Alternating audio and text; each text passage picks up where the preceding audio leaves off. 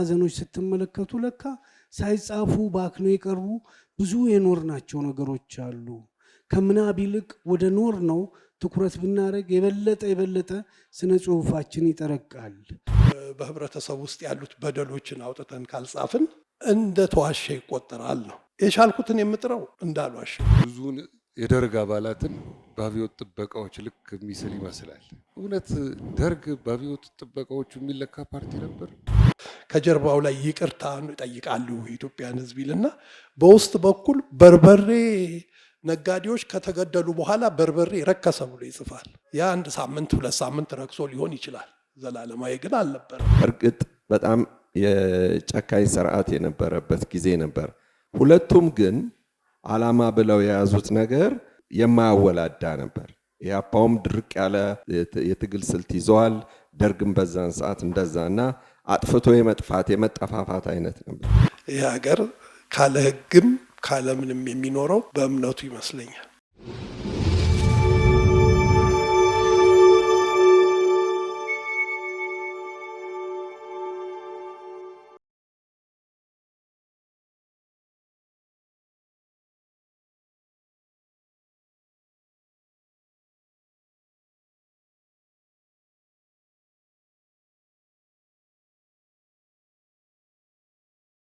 እንደምን አረፈዳችሁ። በየሁለት ሳምንቱ የሚደረገው የዋልያ የመጽሐፍቱ ውይይት የዛሬው ፕሮግራም አሁን ይጀምራል። የዛሬው እንግዳችን የትውልድ መንደሩ መሀል አዲስ አበባ ልደታ አካባቢ ሲሆን ለትምህርት ወደ ሀገረ ራሻ ባቀናበት በተከሰተው የመንግስት ለውጥ ከትምህርት ወደ ስደት ኑሮውን ቀይሮ ከራሽያ ወደ ጀርመን በመግባት ዛሬ ልንወያይበት የተገናኘንበትን መጽሐፍ በመጀመሪያ በ2011 እንደ ፈረንጆ አቆጣጠር ወይንም በ2003 አካባቢ አሜሪካን ውስጥ በሚኒሶታ ቀለበቴን ስጧት በሚል ርዕስ ታትሞ በድጋሚ በ2015 በኛው አቆጣጠር አዲስ አበባ ተሻሽሎና ተጨማሪ ታሪክ አካቶ እንባና ኩነኔ በሚል በሁለት ርዕስ አንድ መጽሐፍ ደራሲው ባለ ሁለት ስሙ ቤልጂጋሊ ነው። እንኳን ደህና መጣ። እንኳን ደህና ቆያችሁ። በሌላ አገር ቋንቋ የጻፍከው ልብ ወለድ አለ? እኔ በሌላ አገር የጻፍኩት ቋንቋ በሌላ ቋንቋ የጻፍኩት መጽሐፍ የለም። ያው ሌሎች ቋንቋዎች እችላለሁ፣ ግን የጻፍኩበት የለም። ለስደተኞች ደብዳቤ ማመልከቻ በመጻፍ የጀመርከው ነገር ያለ ይመስላል? አንዳንድ ደብዳቤዎች እጽፋለሁ እንደዚሁ አስፈላጊ በሚሆንበት ጊዜ ወይም የምረዳቸው ሰዎች ካሉ እጽፋለሁ። ግን ያ ማለት ትክክለኛ ሕጉን በጠበቀ ሁኔታ ላይሆን ይችላል። ብዙ መጽሐፍ የጀመርኩት በጀርመንኛ ነው፣ በጀርመን ቋንቋ ነው። እሱም ትንሽ በውስጡ ከበድ ይላል ከሌሎቹ ቋንቋዎች። ምናልባት ራሽያኛ ቀለል ይላል ከጀርመንኛ። ስለዚህ ለመጽሐፍ የሚያስችል የጀርመንኛ እውቀት አለኝ ብዬ አላስብም። አይ እዛ ኬዝ ጸሐፊውና ጎረቤት ስልጡኑ ጎረቤት የሚለው ላይ አንደኛው የጎረቤቱን መልእክት የሚያነብ አንደኛው ደግሞ ኬዝ ለማስጠራት እየሄደ በኋላ ራሱን ኬዝ ጸሐፊ ሆኖ ያገኘው ሰውዬ ራሱ ቤልጂጋሊ ሊሆን እንዲላሉ። በጻፍኩት አይነት አጫጭር ልቦለዶች ሁሉ ራሴን ከመደብከኝ የሚከብድ ይሆናል አንተም ብዬ አስባለሁ። ኬዝ ጸሐፊው የተለመደ ነው። ኬዝ ይጻፋል። ለምን ኬዝ ጸሐፊው እንዳልነው በአካባቢው የተሰጠው ስም ነው። አንድ ሰው ውጭ ሀገር በሚሄድበት ጊዜ ብዙዎቻችን እንዳለፍነው የስደተኛ ጥያቄ ይኖረናል። ያ ስደተኛ ጥያቄ ደግሞ ትክክል ተጽፎ በትክክል በማይቃረን ሁኔታ ተጽፎ መዘጋጀት አለበት። ስለዚህ ነው ኬዝ የሚጻፈው። ስልጡኑ ጎረቤቴ ላይ ደግሞ የብዙ ሰዎች ገጽታ ነው። በውጭ ሀገር ያሉ ሰዎች እንደዛ አይነት ገጸ ባህሪ ያላቸው በብዛት አሉ እና እሱ ደግሞ ለየት የሚል ካለው ሁኔታ ከአካባቢው በመገንዘብ የጻፍኩት ነው ብዬ ነው። ስልጡኑ ጎረቤት፣ አባባ ፒፓ ብዙ የማህበረሰባችን ምልክት በተለያየ ቦታ የተቀመጡ አንድ አይነት ሰዎች ይመስላሉ። ልክ ተምረው የተማረ ለመምሰል የሚያደርጉት ጥረት በኋላ ላይ ስንፈልጋቸው የሌሉ እነሱ አሁን ባለው ሁኔታ በማህበረሰባችን ውስጥ ስትመለከተው ምን አይነት ከዛ ጊዜ ጀምሮ ለተማረ ሰው የምንሰጠው ምልክቶች ያዛቡት ውጤት አይመስልም? የሚገርምህ ነገር አሁን አንተ እንዳልከው ነው። አንዴ ስልጡኑ ጎረቤቴን ያነበበ ሰው አሜሪካ መኖርህን ያወቅኩት አሁን ገና ነው ብሎ ጻፈልኝ። እኔ አሜሪካን ሀገር አልኖርኩም፣ ግን እሱ ያንን ገጸ ባህሪ በመመልከት እነሱ ሰፈር ያለ ሰው መስየዋለሁ። ከነሱ ጎረቤት ሆኜ ሌላ ሰው ምጽፍ ይመስለዋል። ብዙ ሰዎችም እኛ ሰፈር ያለ ሰው ነው የሚሉም አይቻለሁ፣ አግኝቻለሁ። እና ይሄ ያለ ነው። ጋሽ ፒፓም በምንመለከትበት ጊዜ ጋሽ ፒፓ አልተማረም። የተማረ ሰው መስሎ ለእንትን ለማለት ይሞክራል፣ ግን ጋሽ ፒፓም ያልተማረ ነው። ይሄ እንዲያውም በአሁኑ ዘመንም ብዙ ቦታ የሚታይ ነው። ያላነበቡትን እንዳነበቡ ሆኖ መተቸትም የተጀመረበት ሁኔታ ይቻለው። አንዳንድ ቃለ መጠይቆች ላይ መጽሐፉን አላነበብኩትም ግን ብሎ የሚተነትንም ያየሁበት ሁኔታ አለ። የተለመደ እየሆነ የመጣ ነው። ይሄኛውን ቤልጂጋሊ፣ ልደታ፣ ጀርመን፣ ራሻ የትኛው ነው የሰራው ደራሲውን? ቤልጂክ የሁሉም ውጤት ነው ማለት ይችላለሁ። የአንዱ ብቻ አይደለም። ቤልጂጋሊ ከህፃንነቱ ጀምሮ ልደታ ይወለድ እንጂ ብዙውን ህይወቱን እንግዲህ በስደት ነው ያሳለፈው። ከዛም የወሰድኩት ብዙ ነገር አለ። እዚህም ደግሞ በህፃንነቴ በእኔ ውስጥ ተቀርጾ የቀረ አለ። ያሳለፍኩት የፖለቲካ ህይወት፣ የጀመርኩት ህይወት እዚሁ ነው ትብቴም የተቀበረው። ከዚህ ነው የጀመረው። ግን እነዛ ላይ ተጨማሪ ያደረገ ብዙ ህይወቶች አሉ። አንድ ሀገር ብቻ አልኖርኩም፣ ብዙ ሀገር ስለኖርኩ የዛ ሁሉ ውጤት ነው። ጸሐፊ ነኝ ትላለህ። እስቲ ይህን የኔን የህይወት ታሪክ ጻፈው። የሆነ ቦታ ደግሞ ይመጣና እኔ እችን ብጽፍ ከህመም ቆጥሮ ማን ያነብልኛል?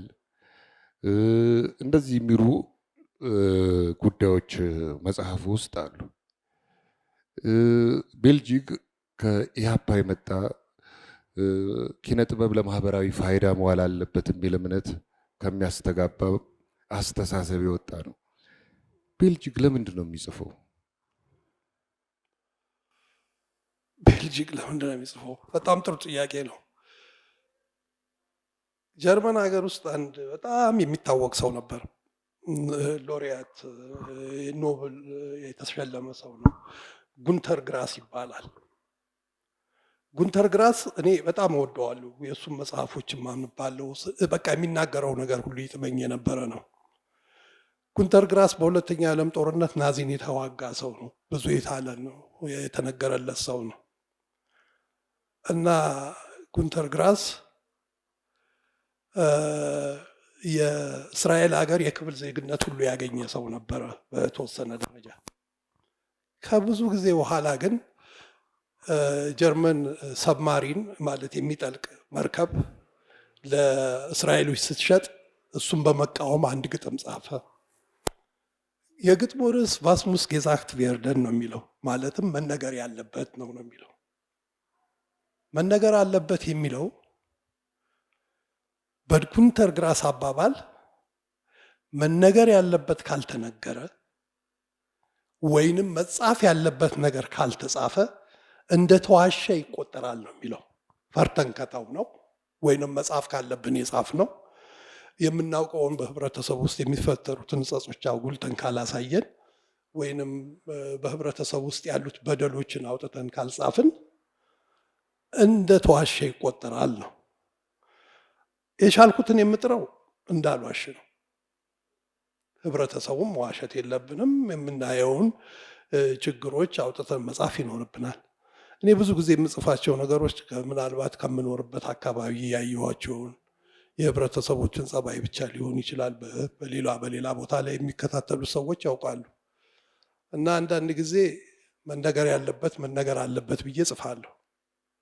ባለፉት 30 ዓመታት በተከታታይ በኢትዮ ሚዲያ ብዙ ድረገጾች ላይ ጽፍ ነበር እና ብዙም የምታወቀው በዛ ይመስለኛል። በውጭ ዓለም በብዙ ቦታ ላይ እንደዚህ አይነት የነበሩትን ችግሮች ምናልባትም የብሔር ፖለቲካ እየገፋበት ሁኔታ ላይ ብዙ ጽፌ ስለነበር መነገር ያለበትን ለመናገር ያህል ነው የምጽፈው።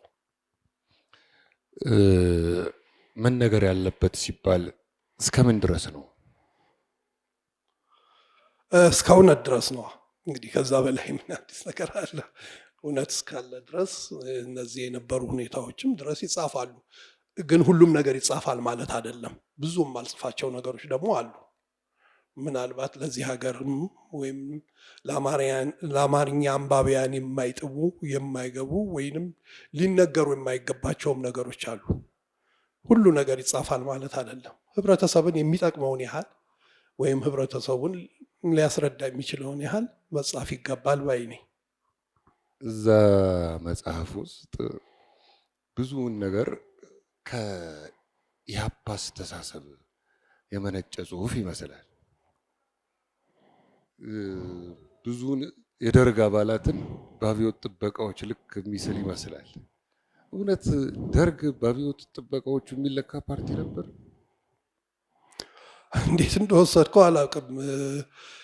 ደርግ የአብዮት ጥበቃዎች ጋር እንዴት እንዳወረድከው አላውቅም። ግን እሱ ሰፊ ነው፣ ሰፊ ሁኔታ ነው ያለው። ወደ ታች ዝቅ ካረግ ነው በአብዮት ጥበቃ ይለካል። ከፍ ካረግ ነው ደግሞ በአይዲዮሎጂ በርዕዮተ ዓለም እናየዋለን ከፍ ብለን ስናየው። ስለዚህ እኔ ደርግ በአብዮት ጥበቃ ብቻ ይለካል ማለት ግን ነጸብራቅ ነው። አንዱ ነጸብራቅም አብዮት ጥበቃ ነው። አብዮት ጥበቃ አንዱ ነጸብራቅ ነው ብዬ አስባለሁ። ግን ከዛም ሰፋ ያለ ነው። ደርግን በምንመለከትበት ጊዜ ብዙ ጊዜ ደርግን መመልከት ያለብን የ17 ዓመቱን ሂደት ነው ብዬ ነው የማስበው እንጂ ሰዎች የመጀመሪያውን ፓርት ይወስዱና የመጀመሪያውን ክፍል ይወስዱና ያችን ብቻ ካየኸው የአብዮት ጥበቃ ሊሆን ይችላል። ከዛም በላይ ሰፊ ነው ብዬ አስባለሁ። እዛ ላይ አሁን ለምሳሌ በደሉ ጎልቶ የወጣው የኢህአፓ ታጋዮች በደል ብቻ ነው። የደርግ ወደዚህ ነገር እንዲመጣ ምን የገፋው ይመስልሃል?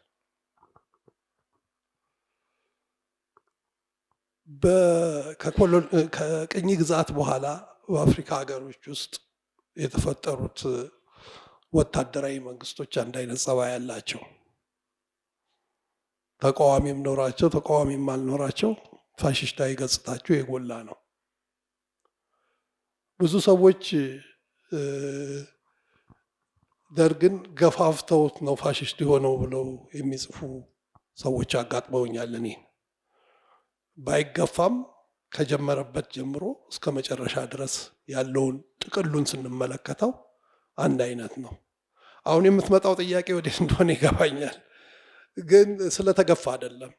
ከመገፋቱ በፊት ነው መግደል የጀመረው። በማይገፋበትም ጊዜ ይገድል ነበር። ስለዚህ የደርግ በግፊት ምክንያት የመጣበት ፋሽስታዊ ገጽታ ሳይሆን በውስጡ ያለው ከስልጣን ጋር የተያያዘ ጉጉትም ሊሆን ይችላል እና ሰፊ ትንተና የሚጠይቅ ነው። ፓልቶክ ውስጥ መጽሐፍ ውስጥ የምታወራን ሴትዮ ጫጫታ በሚል ነው የምትስላት፣ ስለ ነጭ ሽብር እያነሳች እና የደርግ አባል ሆነው በደል የደረሰባቸው በኢህአፓ የተበደሉ በኢህአፓ ወንጀል የተሰራባቸው ያሉ አይመስልም? በኢህአፓ ወንጀል የኢህአፓ መንግስት ስልጣን ይዞ የወጣ ድርጅት አልነበረም በወቅቱ። ኢህአፓ ግፍ ሰርቷል፣ ኢህአፓ ምን ብሏል የሚለው ነገር አሁንም የምትሄደው ወደዛው ነው። እሱም መጀመራችን አይቀርም። ግን በፓልቶክ ላይ የምትጮኸ ሴትዮ የምትጮህበት ዓላማ ሌላ የራሷ ምክንያት ሊኖራት ይችላል። አላቅም ከጀርባው ያለው። ለእኔ የሚሰማኝ ግን በእኔ ነው። እኔ ባለሁበት ምክንያት ነው። የእሷ ጩኸት የሚጠራው መልእክት ምንድን ነው? አሁንም በምትጮህበት ጊዜ የምትጮኸው ለምንድን ነበር? ይፋፋም፣ ቀይ ሽብር ይፋፋም ብሎ መቸው ወይም መፈክር ማሰማት፣ መቀስቀስ፣ ሌሎቹን እንትን ማለት ሁሉ ወደ ጭፍጨፋና ወደ ሌላ የሚያስኬድ ነገር ነው። ከዛም ከጭፍጨፋ እንዳልተማረች ነው መጽሐፉ ላይ የጻፍኩት። ከነበረው ጥፋት ከነበረው ሁኔታ ምንም ትምህርት እንዳላገኘች ነው ሴትዮዋ ለእኔ የሚታየኝ። በወቅቱ የእሷ ልፍለፋ የነበረውን ሁኔታ ያስታውሰኛል። በየእስር ቤቱ በዚህም ብቻ ሳይሆን እንግዲህ እያወዳደርኩ ነው የጻፍኩት። በዚህ ከሌሎች ነገሮች ጋር እያወዳደርኩ ነው የጻፍኩት። የሙሉውን ጽሁፉን በምትመለከትበት ጊዜ ሌሎች ነገር እንዳስታውስም ነው ያደረገኝ እኔን እና ዘመኖችን ወደ ኋላ ዞር ብዬ እንዳይ ነው። በዛ እሷ በለፈለፈችበት ፓልቶክ ውስጥ ያ ነገር ይነገራል ብዬም አልጠብቅም ነበር፣ ግን ያ ነበር የሆነው። አሁንም ለመወያየት አሁንን እንወያይ ቢባል ኢህአፓዎች ከደርግ ጋር የመወያየት ህልም ቢኖራቸው ምን ይመስላል? በአሁኑ ሰዓት ደርግ እንደ ደርግ ተሰብስቦ ያለ እንትንም አይመስለኝም። ኢህአፓዎች እንኳን ሊኖሩ ይችላሉ በየቦታው ብዬ አስባለሁ። በሰሜን አሜሪካም በዚህ ኢትዮጵያም አዲስ አበባም ውስጥ ይኖራሉ ብዬ አስባለሁ። ውይይት ጥሩ ነው፣ መወያየትና መነጋገር ጥሩ ነው እና የተወሰነ ደረጃ ላይ ውይይት ቢደረግ ጥሩ ነው። ግን ምን ለማግኘት እንደሆነ አላማውን በትክክል መነደፍ አለበት። ወደ እሱ ጋር ልመጣል። አሁን የይቅርታ መንፈስ የሚባለው አንደኛ፣ የፍትህ ጥያቄ የሚባለው ሁለተኛ። አሁን ሁል ጊዜ ፍትህ ስላጡ ሰዎች ከመግቢያው ጀምሮ የምትለዋለን 30 ዓመት በላይ በደል ይዞ መቀመጥ ለአንድ ሀገርም ሸክም ነው እንኳን ለግለሰብ። በዚህ መካከል ውስጥ ይህን ለማምጣት መጀመሪያ የሚያስፈልገው የችግሩን መንስኤ ተነጋግሮ መፍትሄ ማበጀት አይመስልም? ልክ ነህ። እኔ መጽሐፍ ውስጥ ያለው ሌላ ነው፣ አንተ እንደምትለውም አይደለም። ንስሐን ነው እኔ የምጠይቀው። መጽሐፍ ውስጥ አይተው እንደሆነ ክራይም ኤንድ ፐኒሽመንት ላይ ራስኮልኒኮቭ ሴትዮ አንድ አራጣ አባዳሪዋን ከገደለ በኋላ እና እህቷን ከገደለ በኋላ ጭንቀት ነበረው። አራጣ አባዳሪዋ አራጣ አባዳሪ ነሽ ብሎ በማሰብ ብቻ ነገሩን ሊፈታው አልቻለም። ጭንቀቱ እንዳለ ነው። ብዙ ጊዜ ያለውን ሁኔታ በምትመለከትበት ጊዜ ነፍስ ያጠፉ ሰዎች፣ ነፍስ የገደሉ ሰዎች ያ የገደሉትን ሰውዬ በመኮነን ራሳቸውን ሊያጽናኑ ይሞክራሉ። እሱ ግን መፍትሄ ሊሆን አልቻለም። ብዙ ጊዜ ወጥቶ ንስሐ መግባት ያስፈልጋል። ራስኮልኒኮቭ ንስሐ ከገባ በኋላ ለሌላ ሰው ከተናገረ በኋላ ፍርዱን ከተቀበለ በኋላ ነው ህይወቱ ትክክል እየሆነለት የመጣው። ብዙዎቹ የደርግ አባሎች በአሁኑም ጊዜ አዲስ ተድላን ለምሳሌ ብንመለከተው ከጀርባው ላይ ይቅርታ ይልና ከጻፈው መጽሐፍ ላይ በምንመለከት ከጀርባው ላይ ይቅርታ ይጠይቃሉ የኢትዮጵያን ህዝብ ይልና በውስጥ በኩል በርበሬ ነጋዴዎች ከተገደሉ በኋላ በርበሬ ረከሰ ብሎ ይጽፋል። ያ 1 ሳምንት 2 ሳምንት ረክሶ ሊሆን ይችላል፣ ዘላለማዊ ግን አልነበረም። በርበሬ መርከሱ ሰው ለመግደል ትክክል ነው የሚል ሁኔታ ነው ያለው። ብዙ ሰዎች ግን ከኋላው ነው ያዩት፣ ከመጽሐፉ ጀርባ ያለውን ብቻ ነው ያሉት። ይቅርታ ጠይቋል፣ አዲስ ተድላ ይቅርታ ጠየቀ ምናምን የሚል ነገር ነው። አዲስ ተድላ መሰለኝ ሰው። አዎ እንደዚህ አይነት ነገሮች አሉ። ይሄ መፍትሄ አይደለም ባይ ነኝ በእኔ መጽሐፍ ውስጥ። ንስሐ መግባትና ትክክል የተሰሩትን ወንጀሎች ነግሮ ይቅርታ ጠይቆ መመለስ ነው። ከኢህአፓ ጋር የሚደረገው ውይይት ትክክል ነው፣ ሊወያዩት ይችላሉ። እናንተ እንደዚህ ያደርጋችኋል፣ እንደዚህ ይሄ አይደለም። በህብረተሰብ ውስጥ የሰሩት ስህተትን መናገር ለሚቀጥለው ትውልድም ትምህርት ይሆናል። ስለዚህ በመከራከር ኢህአፓ እንዲህ ነው ብሎ በመወንጀል በጣም አነስተኛ የሆኑትን ነገሮች በማጉላት መፍትሄ ይመጣል የሚል እምነት የለኝም። የተሰራው ጥፋት የ17 ዓመት ነው። በ17 ዓመት ውስጥ የኢህአፓ ታሪክ የተወሰነው ብቻ ነው። ግድያው የቆመው ግን የመጨረሻዎቹ ጄኔራሎች እስከሚገደሉ ድረስ ነበር። ስለዚህ ያን ሁሉ ጥቅል መልስ ነው የሚያስፈልገው እንጂ የተወሰነች ከኢህአፓ ውስጥ አንድ የተሳሳተች ታክቲክን በማውጣትና በማጉላት እኛ ያጠፋ ነው እነሱ እንዲህ ስላደረጉ ነው በሚለው ብቻ መፍትሄ ይገኛል ብዬ አላስብም። ብዙ ሰዎች አሉ አውሮፓ ውስጥ ሳልነግርህ አልቀርም። ብዙ በጣም ብዙ እዚህ ወንጀል የሰሩ የሚኖሩ አሉ፣ በደስታ የሚኖሩ ግን እስካሁን ከዛ ጭንቀት ወጡ አይመስለኝም። ሰው ሲያዩ ይደነግጣሉ። ምን ይላሉ? ይህንን ራሳቸው አውጥተው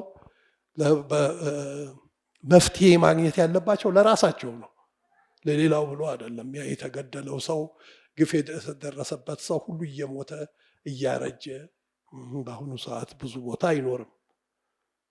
ዋናው የሚያስፈልገው ለራሳቸውም ለሚቀጥለውም ትውልድ መስራት የሚፈልጉ ከሆነ ንስሐ መግባት ነው ነው የኔ መጽሐፍ እዛ ላይ ነው የሚያጠነጥነው።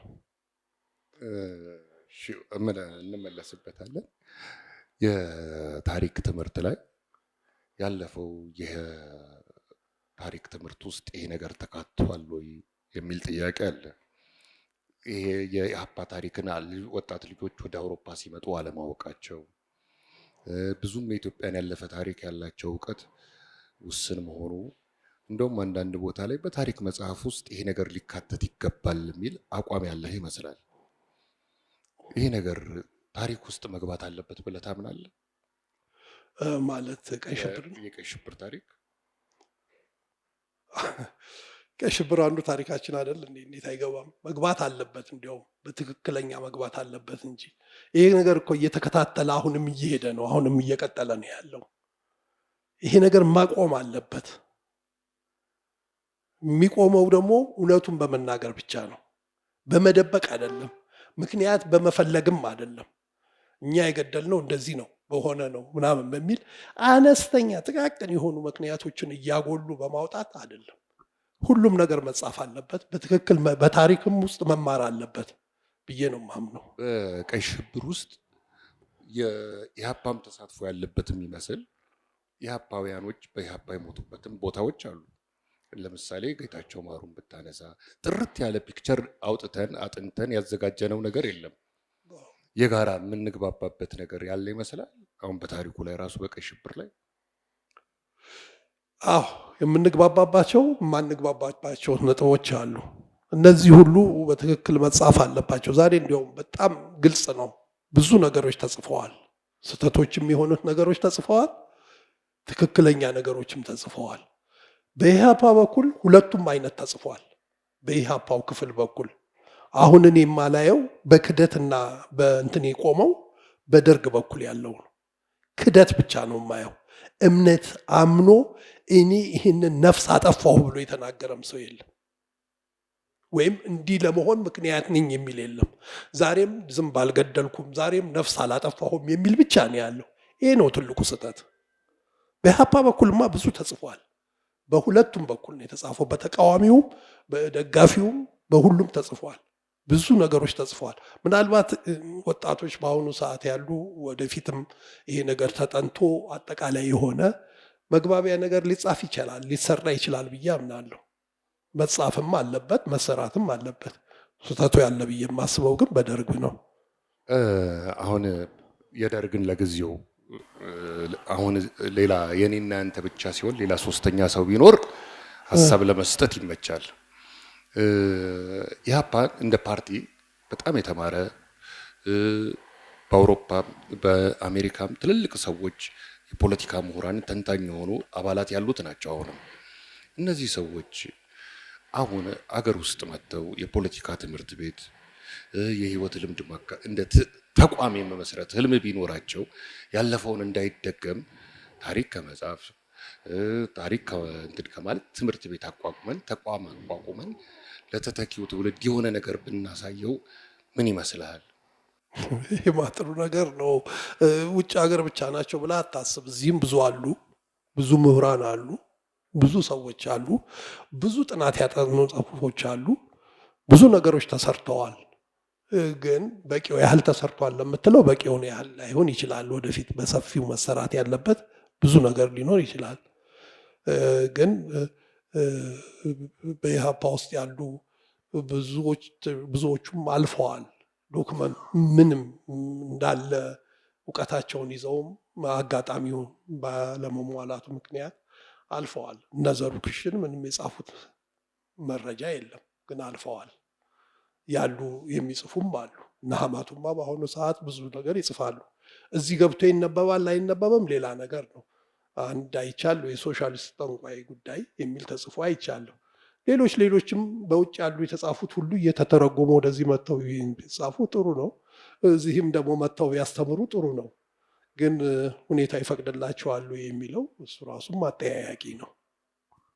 ግን ተቋም የመመስረት አሁን የፖለቲካ አይዲዮሎጂው ጥንካሬው በማህበረሰብ ውስጥ የማስረጽ ሀሳብን ለማህበረሰብ በተገቢው መንገድ ማካፈልን እምነት እስከ ማድረግ የደረሰ ፓርቲ ነው።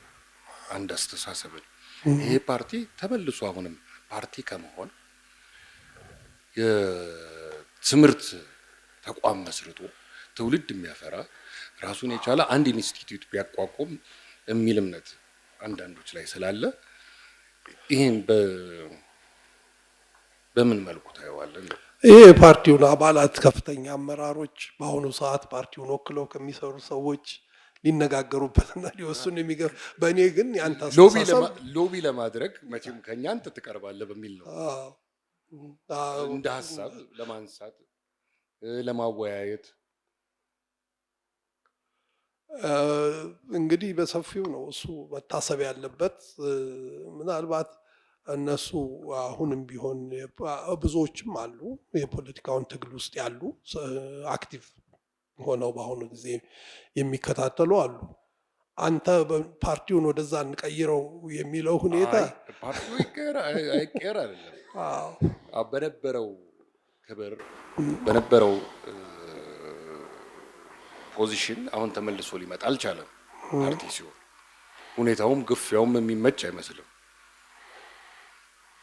ወደ ታችም አባላት ለማስረጽ እንደ ድሮ እየተንቀሳቀሰ አይደለም።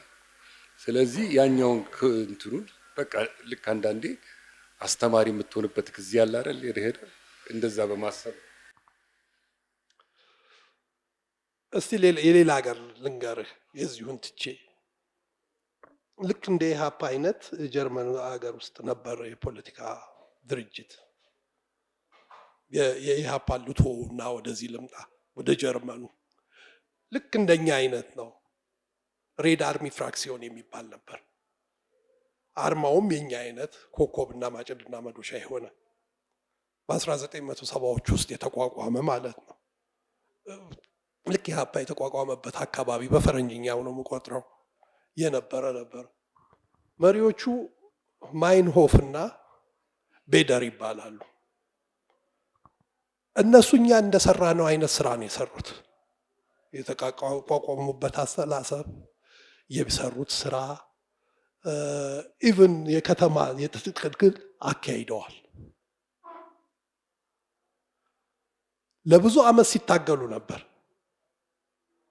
ለመጨረሻ ጊዜ ራፍ ሬድ አርሚ ፍራክሲዮን የሚባለው ያቆመው ባለፈው አመት 2 ሆነው ተሰብስበው ሴንትራል ኮሚቴዎች አፍርሰነዋል ብለው መግለጫ ያወጡበት ጊዜ ነው።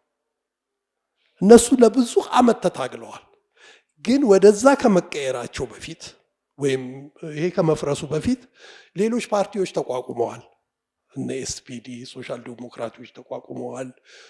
ሌሎች ፓርቲዎች ተቋቁመዋል። ወደዛ ሄደዋል እና ኢህአፓን የሚተካ ፓርቲዎች ወይም እነ ሜሶንን ወይም እነዚህ ህብረ ብሔራዊ የሆኑ ፓርቲዎችን የሚተኩ ፓርቲዎች በሚቋቋሙበት ጊዜ ሰፊ የሆነ ትግል በሚሆንበት ጊዜ እነሱ ወደ ትግል ወደምትለው ሊሸጋገሩ ይችላሉ።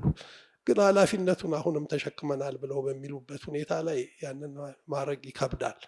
በውጭ ዓለም ግን እነሱ ወደዛ የቀየሩት በሌላ ፓርቲዎች ሆነው ነው።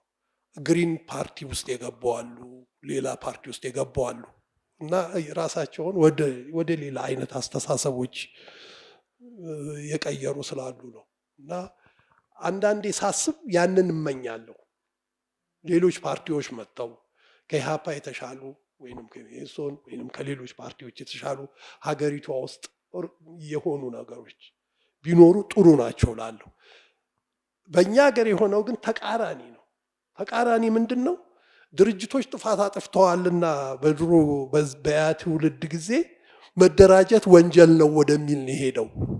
ይሄ ነው ስህተቱ። አየህ፣ ወደ ሌላ ውስጥ እየከተትከኝ ነው ያለው አንተና ወደ እነሱ ወደ ኋላ ከመሄዳቸው ምን ማድረግ እንጂ አሁን ወደ ኋላ ልመለስና ኢህአፓ፣ ሜሶን፣ ወዝሊግ፣ ኢጫት በሚል በኢትዮጵያዊነት ስም ላለፈው 40 ዓመት በፊት የተመሰረቱ ፓርቲዎች ነበሩ።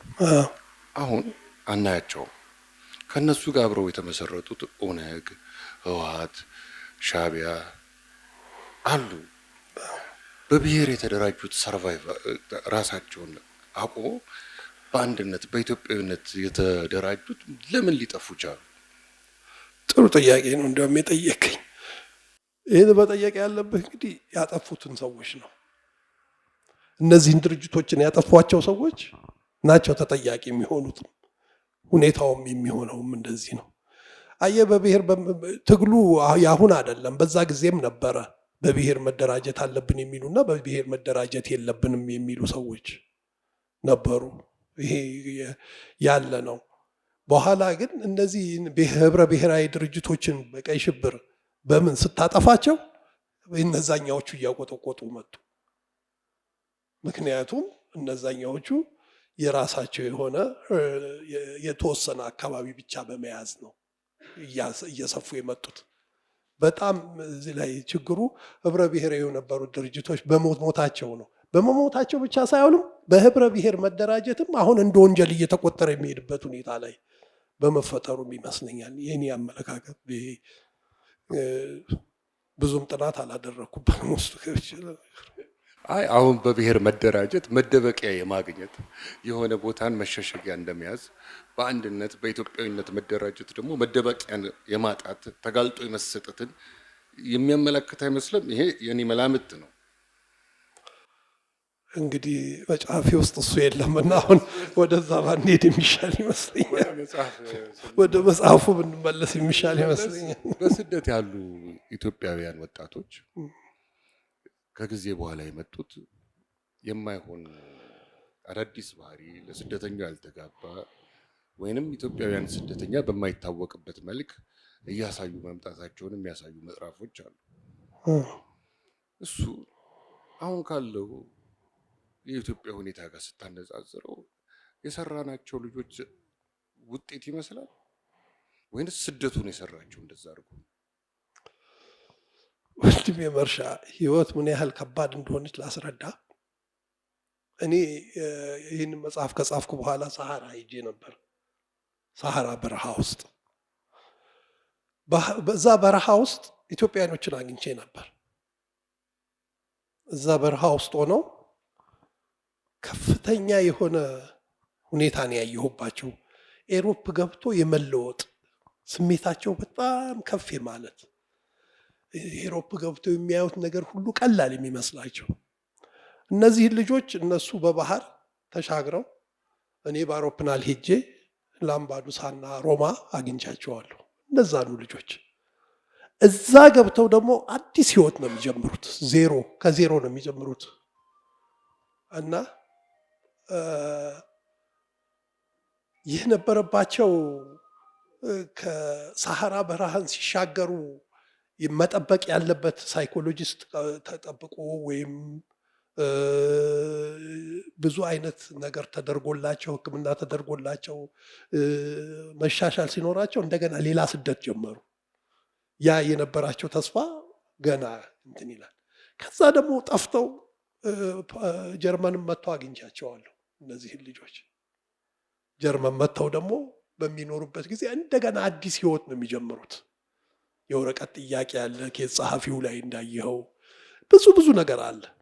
የዛ ጊዜ የደረሰባቸው ግፍ በሱዳን በሊቢያ ልነግርህ ከምችለው በላይ በጣም የደረሰባቸው ግፍ በሽተኛ እስከ መሆን ድረስ ያደረሳቸው ሰዎች አሉ።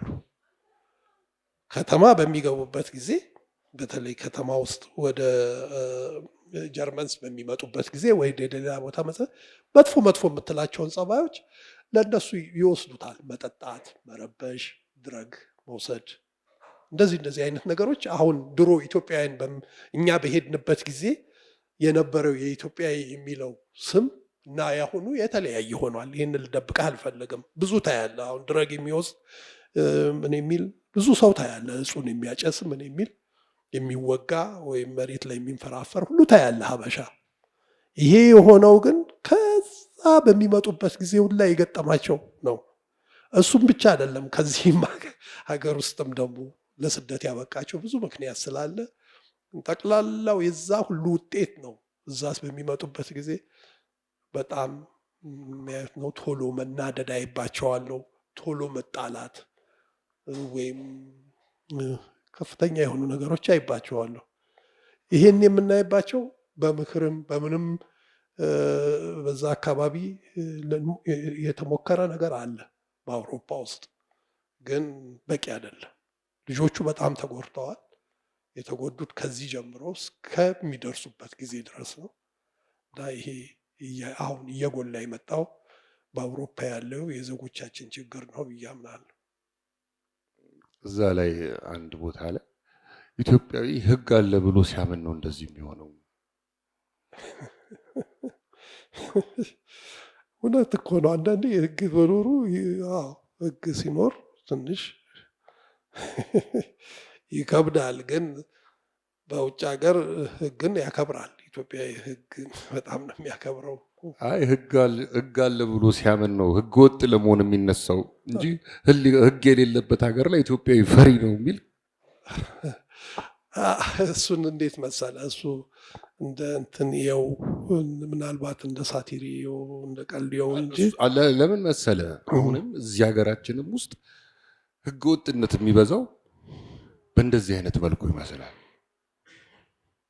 አዎ ሕግ በሌለበት ቦታ ላይ ወይም ሊቢያ ላይ ፈሪ ነው አበሻው። ሊቢያ ፈሪ ነው። አንድ ጊዜ አንድ ሚኒሶታ የደረሰ ታሪክ ነግረውኛል አንድ ወዳጄ። አንድ አበሻን ጥቁሮች ይደበድቡታል። ሌሎቹ አበሻዎች እያዩ ዝም ብለው ይሄዳሉ። ሶማሌዎች ግን ገብተው ያግዛሉ። አንዳንዴ እንደዚህ አይነት ነገር ሲፈጠር ምንድን ነው የምንለው፣ ምንድን ነው የነካን የሚለው ነገር አለ። ይሄ አጀንዳችን አይሆንም እንጂ ከመጽሐፉ ጋር እንደው ብዙ ልንወያይበት የምንችለው ብዙም ታሪክ የማውቀው አለ። ከመጽሐፉ ውስጥ ብዙዎቹ የስነ ልቦና ነው ጥቃትንም ያለመተባበርንም ሲረሸኑ ቆሞ ማየትንም ብዙዎችን የምናያችባቸው ነገሮች የዚህ ሁላ ውጤት ነው። ፍርሃትን ላለፈው 50 ዓመት መለማመዳችንን ነው የሚያሳየን። ከሱ ጋርም ማያያዝ ይቻላል። እውነትህን ነው። ፍርሃቱ የመጣው ከዚህም ነው ማለት ይቻላል። ምናልባት የክፍፍላችንም ገጽታ ሊሆን ይችላል። ማን ነው እሱ ገና ዘሩን ጠይቀን ምኑን ጠይቀን ልናግዝ እስከምንሄድ ድረስ የሚፈጠር ችግርም ሊሆን ይችላል።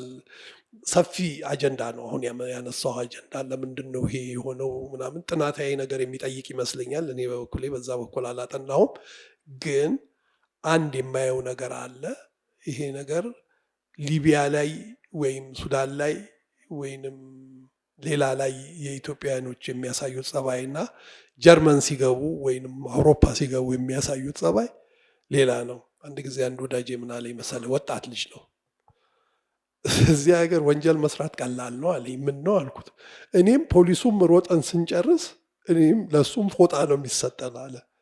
ላባቸውን ሊጠርጉ ሕግ እዛ ሌላ ነው። ሊቢያ ላይ ግን እሱም መስራት አይችልም። ምክንያቱም አረቦቹ ወዲያው ነው ወይ የሚወጉት ወይ የሚገሉት። ስለዚህ እንደዚህ አይነት ነገሮች ውስጡም ብዙ ነገሮች አሉ። ወደ ልደታ እንመለስና እሱ ላይ ነው ጥሩ። ልደታን ፎቶ አንስቻታለሁ፣ ታሪኳን አስቀምጫለሁ ብለህ ታስባለህ? ልደታ ሰፊ ነው። ልደታን ሙሉ በሙሉ ጻፍኩት ማለት አልችልም። እዚህ ውስጥ ብዙ ወዳጆች ያሉ የልደታ ልጆች፣ እነሱ ከኔ የበለጠ ብዙ ታሪኩን ያውቁታል። እኔ በጣም ትንሽ ጊዜ ነው ልደታ ውስጥ የኖርኩት። ምናልባት 16 ወይ 17 ዓመት ሊሆን ይችላል። ጠቅላላ የኖርኩት 18 ዓመት ቢሆን ነው። ሌላውን ከልደታ ውጭ ነው የኖርኩት። ከኔ የበለጠ ስለ ልደታ የጻፉ ያጠኑ ሰዎች አሉ። በጽሁፋቸውም እንደ ለከፍተኛም ትምህርት ጽሁፍ ላይ ያቀረቡ ሰዎች ስላሉ ልደታን እኔ ሙሉ ጻፍኩ ማለት አልችልም፣ ግን እታገላለሁ። ስለ ልደታ የሚጽፍ ሰው ብዙም ስለሌለ ጽፋለሁ። ልደታ እላለሁ። ግን ያው መጻፍ ያለበት ብዙ ታሪክ ብዙ የሚያውቁ ጓዶች ያሉ፣ በመምጣታቸውም የማመሰግናቸው ብዙዎች አሉ እዚህ መካከላችን ስለ ልደታ ሊጽፉ የሚችሉ። ከዛ ወደ እስር ቤቶቹ ስንሄድ የእስር ቤቶች ትዝታ እንደውም የአዲስ አበባ ሕዝብ እንደ ሌጀንድ የሚያወራላት እኛ ስናድጉላ ትንሣኤን በዝናውላ ሰማናት ሴትዮ ነው። ያን ጊዜ በህይወት ከተረፉት ሰዎች ውስጥ ትንሣኤ አሁን የት ነው ያለችው ብሎ የሚጠይቃል። ለፍትህ እንደዚህ የተንቀሳቀሳለ። ትንሣኤ እኔ መጽሐፍ ላይ ሞተች ብዬ ነው የጻፍኩት መሰለኝ የነበረኝ ኢንፎርሜሽን። በቅርብ ጊዜ ግን እንዳለችም ሰምቻለሁ። የኢንፎርሜሽን ስህተት ነው። ውጭ ሀገር ሆነ ስትጽፍ አንዳንድ ጊዜ የሚመጣ ችግርም ነው። ምክንያቱም እዚህ ያለው ኢንፎርሜሽን እና እዛ ያለው ኢንፎርሜሽን አንድ አይነት አይደለም። የትንሣኤ መሞት ብዙ ሰዎች የሚያምኑ አሉ። በቅርብ ጊዜ ግን መኖሯን አውቀናል። ለምሳሌ ትንሣኤ አንዷ ነች። ሌሎችም እንደዚህ አይነት የኔ የታሪክ መጽሐፍ አይደለም ብዬ ብዙ ጊዜ የምናገረውም ለዚህ ነው። ምክንያቱም ጥናት አድርጌበት የጻፍኩት አይደለም። እንደ ታሪካዊ ልቦለድ የጻፍኩት በዚህ ምክንያት ነው። ምክንያቱም ሙሉ መረጃ ለማግኘት የሚከብድበት ሁኔታ ነው ያለው። አንዳንድ ኢንፎርሜሽኖች እዛ ላይ ያሉት ወደፊት የሚስተካከሉ ሊሆኑ ይችላሉ። ምክንያቱም ብዙ ሰው የሚያስበውን ነው ወይም ብዙ ሰው የሚናገረውን በመኖርና በመሞት ማለት ነው። ግን የተሰሩት ነገሮች እዛ ውስጥ ያሉት ትክክል ናቸው የተጻፉት። አሁን ትንሣኤ የት ነች ያለችው ምናምን የሚለው ጥያቄ እንግዲህ በየጊዜው የሚነሳ ጥያቄ ነው። አንዳንድ ጊዜ ሞቷል የተባለ ሰው ይኖራል፣ ይጠፋሉ። ከህብረተሰብ ይጠፉና ከአካባቢው ይጠፉና አይታዩም። በተሰራው ግፍ ምክንያትም ሊሆን ይችላል። እና አንዳንድ ጊዜ ያው እንደሱ አይነት ነገር ይኖራል ብዬ ነው የማስበው። ጥያቄ መልሼ ከሆነ እኔ ዋናው ዓላማው አንዳንድ ታሪኮች ላይ የተዘለሉ ሰዎች ግን ታሪካቸው እንደ ሌጀንድ የሆኑ አያልነሽ የምትባል እንደዚህ የሚባል እናስታውሳቸው ሰዎች ስለነበሩ ነው። እሺ ያያልነሽ የት እንዳለሽ ማወቅ ነው የምትፈልገው? እሱ መንገር እችላለሁ፣ ችግር የለም። በአካል ታውቃታለህ? አያልነሽ? አዎ በጣም አውቃታለሁ። ስዊዘርላንድ ውስጥ ነው የምትኖረው። ያያልነሽ ጦር የሚባል ነገር ያለ እሷን ኢንተርቪው እንድጠይቃት እረዳልሃል፣ ሞክርልሃለሁ። አያልነሽ አለች፣ ስዊዘርላንድ ሀገር ነው የምትኖረው እና ስለዚህ ችግር የለም። ከዛ አሁን ስንመለስ ነጭ ሽብር የሚባል ተካሂዶ ነበር።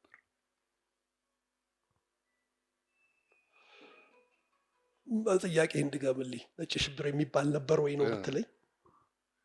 ለምን ባለፈው ስናወራ አሁን በዚህ ነጥብ ላይ ብዙ ላነስማማ እንችላለን። እኔ ሽብርን የምተነትንበት ሁኔታ ለየት ያለ ነው፣ የኔ ነው። ይሄ ግን የሌሎች አይደለም። ከአንተ ጋርም ከሌሎችም እዚህ ካሉት ጓዶቼም ጋር ላነስማማ እችላለሁ። ሽብር ብዬ የማስበው ለእኔ ሲቪል የሆነው ህብረተሰብ ውስጥ ሽብር ስንፈጥር ነው ብዬ ነው የማምነው። ኢህአፓ በእኔ አስተሳሰብ ነው። በደንብ ልንነጋገርበት እንችላለን። ኢህአፓ ሰላማዊን ህዝብ ሸብሯል ብሎ የሚያነሳብኝ ሰው ካገኘው አላምንም። ኢህአፓ የደርግ አባላትን፣ የደርግ ደጋፊዎችን ወይም የደርግ ባለስልጣንን አሸብሯል። አዎ አሸብሯል። ግን አንድ ሰው የፈለግከውን ሰው ጠይቀህ መንገድ ላይ በሚጓዝበት ጊዜ ኢህአፓን እፈራለሁ የሚል ሰው አይኖርም። ሽብር ብዬ ነው የማስበው። በእኔ ትርጉም ቀይ ሽብር ነው፣ ሽብር ነው። መንገድ ላይ በምትሄድበት ጊዜ ታስረህ በማታውቀው ሁኔታ ልትገደል ስለምትችል ስትፈራ ነው። ኢህአፓ ግን ይሄ የኔ ትርጉም ነው። ለእድሜ ልክም ላነስማማ እንችላለን። ነጭ ሽብር የሚባል ነገር አለ ብዬ አላምንም። እንደ ታክቲክ ኢህአፓ የተጠቀመባቸው መንገዶች፣ የከተማ ትግሎች ምናምን እሱ ነጭ ሽብር ነው ብለህ የምተነትን ከሆነ እሱ በትግል ውስጥ ብዙ ነገር እያየን ነው። ከዛ በኋላ እንዲያውም የባሰ ብዙ አየን። አሁን ምንም የማይመለከተውን ሲቪል ሄደ ትገላለህ ስልጣን ፍለጋ፣ እሱም ሽብር ነው። ይኸውልህ ኢህአፓ ግን ማንንም ሲቪል ወይም የማይመለከተውን ሰው አሸብሮ ገሏል ብትለኝ እኔ በበኩሌ አላምንም። ሽብር ነው ነጭ ሽብር አለም ብዬ አላስብም። እንደ ትግል ስልት የከተማ ትጥቅ ትግል ተካሂዷል። እሱ ስህተት ነው ብዬ አምናለሁ። እሱ ግን ያሸበረው የደርግን ባለስልጣናት ብቻ ነው፣ ህዝብን አይደለም። ስለዚህ እንደ ጠቅላላ ሽብር ነው ብዬ አልወስድም። እዚህ ጋር ወዳጆችም አሉ ሀሳብ ይስጡበት። ቢሰጡ ካሉ እንግዲህ ብዙዎቹ እዚሁ የተሳተፉ ናቸው። የሚመለከትን ያየኸውን ነው የጻፍከው። አይ ቲንክ የታሪኩ ተቋዳሽ ነበርክ። ሰምተህ አይደለም በአካል የደረሰውን ነገር ነው የጻፍከው። አሁን ወንድሜ እንዳነሳው በቀይ ሽብርና በነጭ ሽብር መካከል ያለው ልዩነት እጅግ በጣም የገዘፈ ነው። ቀይ ሽብር ታስቦበት ታቅዶበት ሆነ ተብሎ አንድ ትውልድ ለማጥፋት የታሰበ ድርጊት ነው። የቀይ ሽብር መዘዝ አሁን ያለውን ትውልድ ነው የፈጠረው። የትራውማ ዲስኦርደር በፍርሃት በጭንቀት የሚኖርን ትውልድ ነው። አሁንም እኮ ነጸብራቁ አልለቀቀንም አዙሪቱ። ኢህአፓ ነጭ ሽብር አካሂዷል የሚባለው ነገር አይ ቲንክ ይሄ ኢምቦዝ ነው። ይሄ የርህራሄ ንጥፈት ያሌላቸው ሰዎች ኮምፓሽን ፋት ይሄ ይባላል እኮ የደርግ ባለስልጣኖች በሚጽፉበት ጊዜ ኢህአፓን ተጠያቂ አድርገው ነው የሚጽፉት እንጂ እጅግ የሚዘገንን አይነት ጌዲዮን ከሚገልጻቸው በላይ ብዙ ነገሮች ተፈጽመዋል። አይ ቲንክ በፍርሃትም ታሪክን በማዳፈንም ብዙ ሰው አላወቀውም። አሁን እዛ አካባቢ አሁን ጌዲዮን ከታሰረበት ሶደሬ ከሚባልበት እስር ቤት አጠገብ አንድ እስር ቤት ነበረ። ብዙ ሰው የጻፈ የለም። እኔ እስከማስታውሰው ድረስ አንድ ልጅ አለ እዛ ሜክሲኮ አካባቢ ይዞር የነበረ፣ ብዙዎቻችን ልታውቁ ትችላላችሁ። ከጀርመን ሀገር መጥቶ ነው ይሄ ልጅ የታሰረው እዛ እስር ቤት። ግን ወንድሙን እዛ እስር ቤት ገለው ሜክሲኮ ድረስ ሬሳውን እንዲጎትት የተደረገ ልጅ ነው። ለብዙ ዘመን አብዶ የቀረ ልጅ ነው ይሄ ልጅ አለ።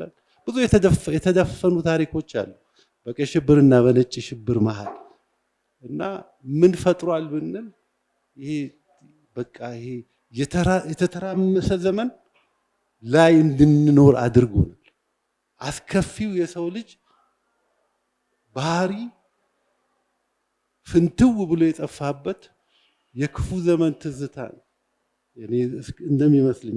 በቀይ ሽብርና በነጭ ሽብር ማለት ነጭ ሽብር ቀይ ሽብር ብለናና በጣም ሰፊ እጅ ያላቸው አሁን የደርግ ባለስልጣኖች የሚጽፉት ጽሑፍ አለ። ጸጸት የለውም። በሁለቱም በኩል ስተት ሊኖር ይችላል። የግንዛቤ እሸት፣ የእውቀት እሸት። ያ ዘመን ደግሞ ያለፍንበት የኖርንበት ዘመን ነው። ባህሉ፣ ስነ ልቦናው ኢህአፓ ሜሶንም አጥንቶ አላወቀ። የተለየ ህዝብ እኮ ነበር ኢትዮጵያ። ያ መሰረት በዛ መሰረት ላይ ነው የሁሉ ውድመት የሁሉ ጥፋት ሊመጣ ይችላል። እኔ እስከሚገባኝ ድረስ ቀይ ሽብርና ነጭ ሽብርን አይ ቲንክ በጣም በሚገርም አይነት ሁኔታ እንጂ ማብራራት ይከብዳል። እኔ እንደኔ ማለት ሌሎቹ ይናገሩት ያስፈልጋል። ይህን መድረክ በማዘጋጀታችሁ እጅግ በጣም እናመሰግናለን። ብዙ ሰው አእምሮ ውስጥ የሚጉላሉ ነገሮች ስላነሳችሁ፣ ግን በቀጥታ ወደ ጥያቄያችሁ ለመሄድ ይሄ ዋይት ቴረር እና ሬድ ቴረር ወይም ቀይ ሽብር እና ነጭ ሽብር የሚለው ነገር ከፍሬንች ሪቮሉሽን የምንለው ጋር የተያያዘ ነው። የግራ አዝማሚያ የነበራቸው ጃኮቢንስ የምንላቸው ማነው ሬድ ቴረር የሚሉት ሲያካሂዱ በኢትዮጵያ ሴቲንግ ሳይሆን ከዛ የተወሰደ መሆኑ ነው። እዚህ አሁን ነጭ ቴረር ደግሞ አጌንስት ያሉት ሲያካሂዱ ነበር። በዚህ በኢትዮጵያ ሁኔታ ሬይን ኦፍ ቴረር የምንለው ወይንም ሬድ ቴረር የምንለው በእርግጥም ነበረ፣ እኛም በዛ ውስጥ አልፈናል። ነገር ግን ዋይት ቴረር የሚለውን ነገር ለመቀበል በጣም አስቸጋሪ ነው። ምክንያቱም አስቸጋሪ የሚሆንበት ጊዜ በዛ ጊዜ ስህተት ነው ስህተት አይደለም፣ ሂስቶሪካሊ ስፒኪንግ አሁን ስናየው ወደኋላ እኛም የነበርንበት ስናየው ስህተት ነበር ስህተት አልነበረም የምንለው የከተማ ትጥቅ ትግል ግን ነበር። ይሄ የከተማ ትጥቅ ትግል ትክክል ነበር ወይ ብለን እንትን ስንል ሌላ ነገር ውስጥ እንገባለን። ኢን ሴንስ ትክክል ያልሆነ ወደ ሌላ ነገር ያመራ ትግሉ በገጠር በጣም መስፋፋት ሲገባው እዚህ ከተማ ውስጥ ከታንክና ከእንትን ጋር በሽጉጥ ያ ትክክል እንዳልነበረ አሁን እናየዋለን፣ ወደኋላ እንትን ስንለው ማለት ነው።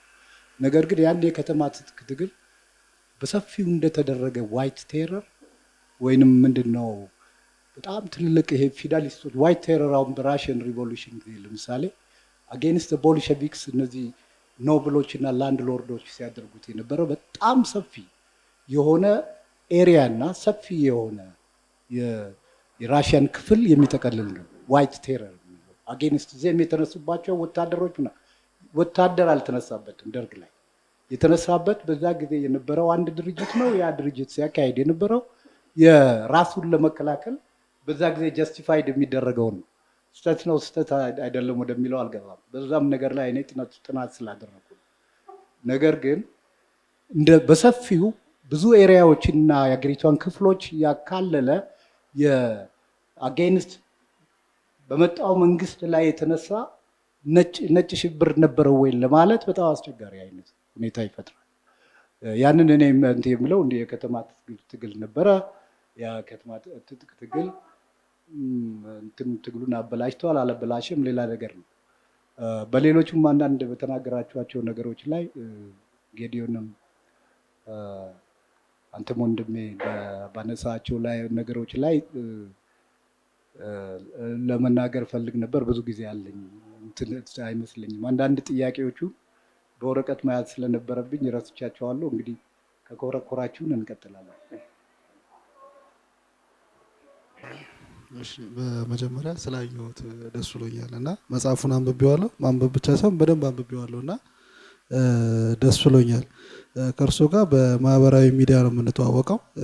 ያ ትውልድና የትውልድ ብለው በወቀሳ በጣም ብዙ ጊዜ እንትን ሲያደርጉ እንዴ እኛም እኮ እናነባለን፣ እኛም እኮ የራሳችን ዘመን አለን፣ ለምንድነው እንደዚህ የሚናገሩን በሚል ነው ግብብነትም የፈጠር ነው እና ሁሌ ሳስብ የእናንተን ዘመን ልፋታችሁ ድካማችሁ ይታየኛል። ግን ስቅስቅ ያለ ደግሞ ህይወትም እንደነበራችሁ ይሰማኛል። ያ ማለት ምንድነው? እርስ በራስ ያለመጣጣም፣ እርስ በራስ ያለመግባባትና በራዕይ አብሮ ያለመሄድ ነገሮች ይታየኛል። ኢህአፓን ሳስብ እኔ ልክ እንደሆነ አንድ ዲክታተርሺፕ ምናምንም ማድረግ የማስብበት ዘመን ነበረ። ከሰሜኑ ክፍል ጦርነት ወይም ስኳድ ካስገባበት ጀምሮ ከነ ተስፋዬ መጽሐፎች እንዳገኘ ነው። እኔ እንግዲህ በመጽሐፍ ነው የማውቃቸው፣ በአካል አላውቃቸውም። ለራሱ ቡድን የማይመለስ እነ ቢኒያም አዳንን ማስታወስ እንችላለን። ትቀጥላለህ ተብሎ የሚሞትበት ከዛም በኋላ የሻዕቢያና የኢህአፓ ድርድር በነ ተስፋዬ ደበሳ የተደረገ ምናምንና እነዛ ትንሽ የአንድ ከተማ ሰዎች ወይም ደግሞ ትንሽ የአንድ ሰፈር ቡድኖች ያሽከረከሩት ቡድን ላይ ያለው ቡድንና እታች ያለው ቡድን የማይጣጣምልኝ አኳኋን በጣም ብዙ ነበር። ነጭ ሽብር የለም ምናምን ላላችሁት እኔ በደንብ አለ ነው የምለው። በነ አንዳርጋቸው ጽጌ መጽሐፍ ባንክ ስትዘርፉ፣ የዘረፋችሁትን ብር ለግለሰብ ስትበትኑ፣ የግለሰብን ሀብት ስትሰበስቡ፣ በሌሊት ስብሰባ ስትጠሩ፣ ሰላማዊ ሰልፎች ላይ ገብቶ ሰልፉን ወደ ሌላ ነገር ሲደረግ ምናምን ይሄ በጣም ብዙ ነገር ይታያል። ግን አሁን እንደ ጥያቄ ወይም ደግሞ ከመጽሐፉ ጋር ማያይዤ እንደው እንደ ጥያቄ ዝም ብዬ ልጠይቀው እንጂ ሁሌ እንትን ሲባል የደርግ አመራሮችን ነው እንደ ተወቃሽ የምናደርገው። እኛ የምንለው ነገር የለም። ደርጎች ሲወጡ የታሰሩበትን ዘመን ምናምን አይጽፉም። በኢህአፓ ዘመን ይላሉ። እናንተም የህወሓት ዘመን ነበረ ምናምን ነበርና እዛ ትሄዱና ምናምን መሀል ላይ ያለው ክፍተት ምንድን ነው? እነሱም ለምንድን ነው የታሰሩበትን ዘመን ማለት እናንተ የታሰራችሁበትን ዘመን የተገረፋችሁትን ህመሙን የምጽፉ ከሆነ ትክክል ናችሁ እንበል። እነሱ ሲወጡ ስለምንድን ነው የታሰሩበትን ዘመን የተሰቃዩትን ዘመን የማይጽፉት ነው? አይደለም አልተገረፉም እንደዛ ነገር ነው ወይ? ምክንያቱም ይሄ መሀል ላይ ያለውን ጋፕ ካልሞላ ነው አሁን ይኸው እኛ ጋር 3ኛ ትውልድ ላይ እየተበከለ ነው ያለው ማለት አሁን እኛ በማያገባን እንግዲህ በአያቶቻችን እንደማለት ነው። የኔ አባት ደርግ ላይ ነው የነበረው፣ የአያቴ ነው እዛ ዘመን የነበረውና በማያገባን እንትን እያደረግን ነውና ለማቆም ያህል ወይም ደግሞ የሆኑ ነገሮችን ለማረም ያህል ኑዛዜያችሁ እንደዚህ እንደዚህ እንደዚህ እንደዚህ ነው ምናምን ሳይሆን በቃ ይቅር ብያለሁ የምንባባለው መቼ ነው የምትሉትስ እናንተስ? ማለት መጽሐፋችሁ ደስ ይለናል፣ ስሜታችሁ ይገባናል፣ እንዴት እንዳርጋችሁ እንደምጽፉትም እናውቃለን። ግን ሽሽት አለው፣ በሁሉም በኩል ሽሽት ነው። ትንሽ ትንሽ ነገር ቁጭ ቁጭ አድርጎ የመጽሐፍ ነው። እንደውም በዚህ 2 ዓመት ውስጥ ተመስገን ብዙ እነ ህይወት ጽፈዋል፣ ታደለ ጽፋለች፣ መላኩ ጽፏል፣ አብይ ብርሌ ጽፏል፣ በጣም ብዙ ጽፏል እና ተመስገን ምናምን ብለናል።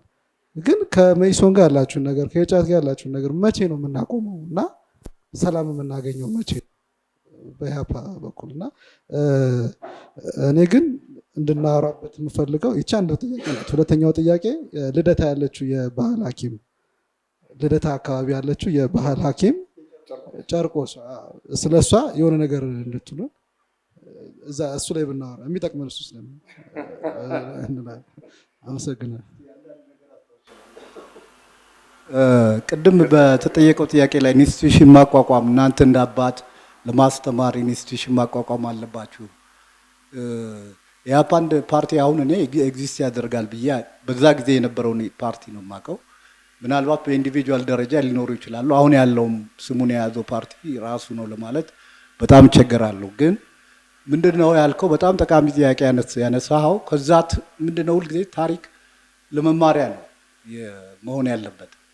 ምንድነው ስለዛ ፓርቲ ስለ ኢህአፓ ስለነበረ ስለዛ ትውልድ በሚጻፍበት ጊዜ የዛን ትውልድ ኮምፒተንስ፣ የዛን ትውልድ ቆራጥነት፣ የዛን ትውልድ አርበኝነት፣ የዛን ትውልድ አገር ወዳድነት ስንጽፍ ያ ትውልድ ደግሞ ምን አጠፋም ብለን መጻፍ አለ።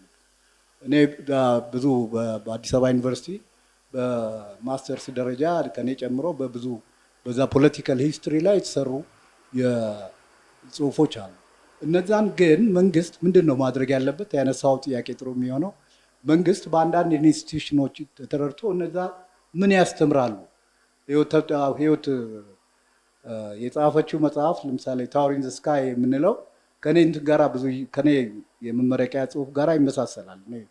በጣም ነው የገረመኝ እና የደመደመችበት እንትን አለ። ሪኮሜንዴሽን የምታደርገው አለ። ሶሳይቲው ምን መማር አለበት? መንግስት ምን አይነት ፖሊሲ ነው መከተል ያለበት? ለምሳሌ ኔም ኮሊንግ የምንለው አሁን ወንድማችን ያነሳው ልጃችን ብንለው ይሻላል። ኔም ኮሊንግ የምንለው ነገር እዛ ትውልድ ውስጥ ነበር። ሜሶን እኛ ፊዲስቶች እንል ነበር፣ እነሱ አናርኪስቶች ይሉ ነበር።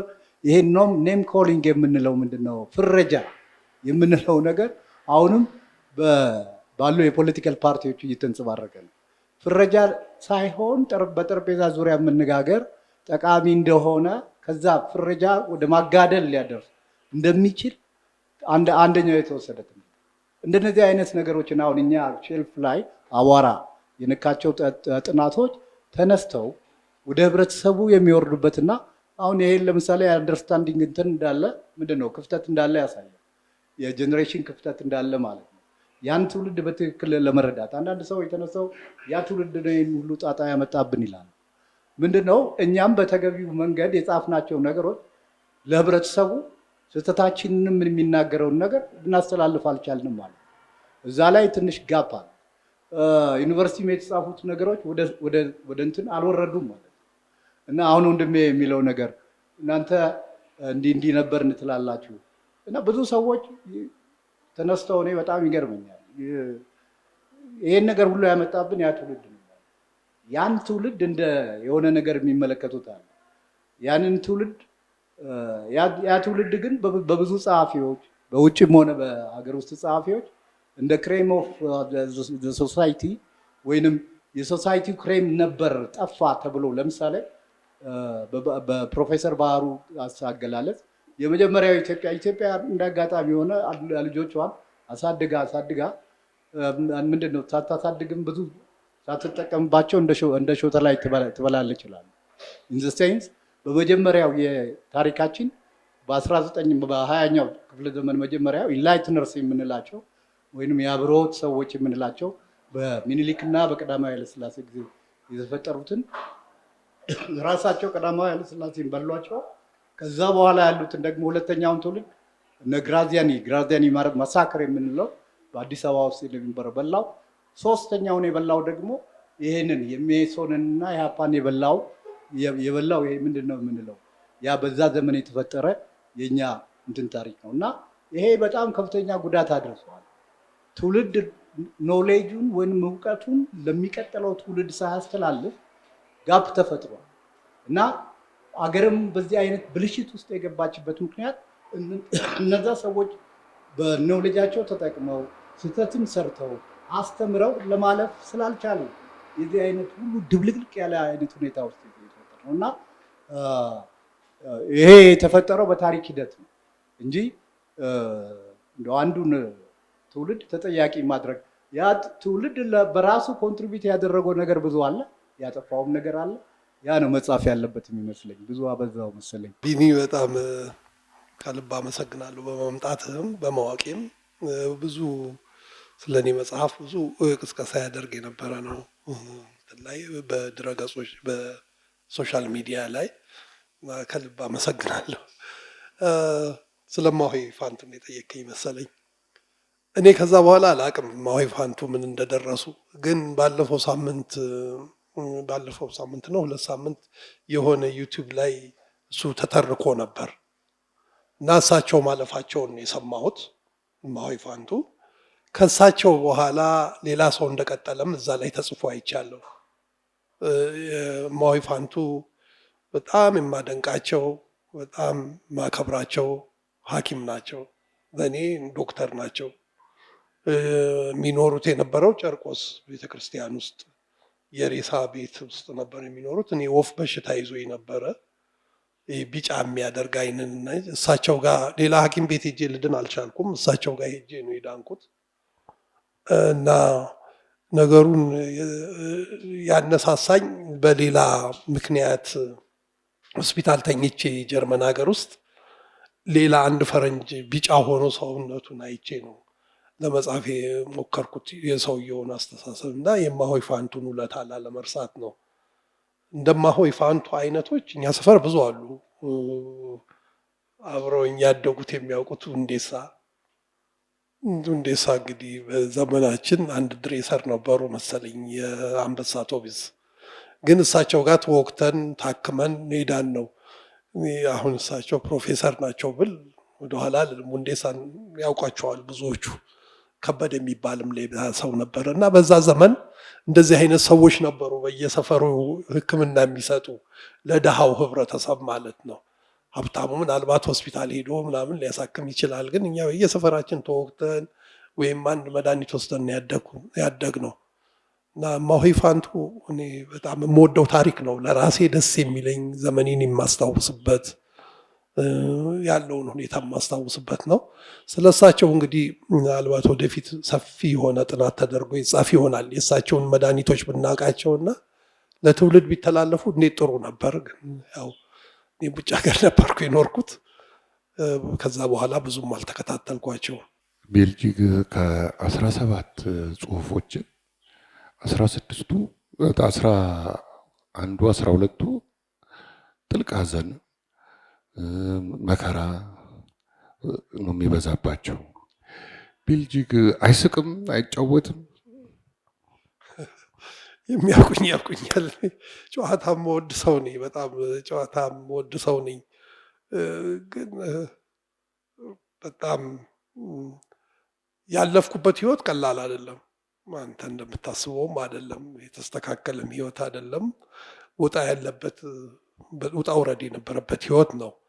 በተለይ የመጀመሪያዎቹ 22 ዓመታት የመጀመሪያዎቹ። ከዛ በኋላ እንኳን እንግዲህ በራሴም ትግል አንዳንድ ነገሮች ተስተካክለዋል። ጨዋታ በጣም ነው የምወደው።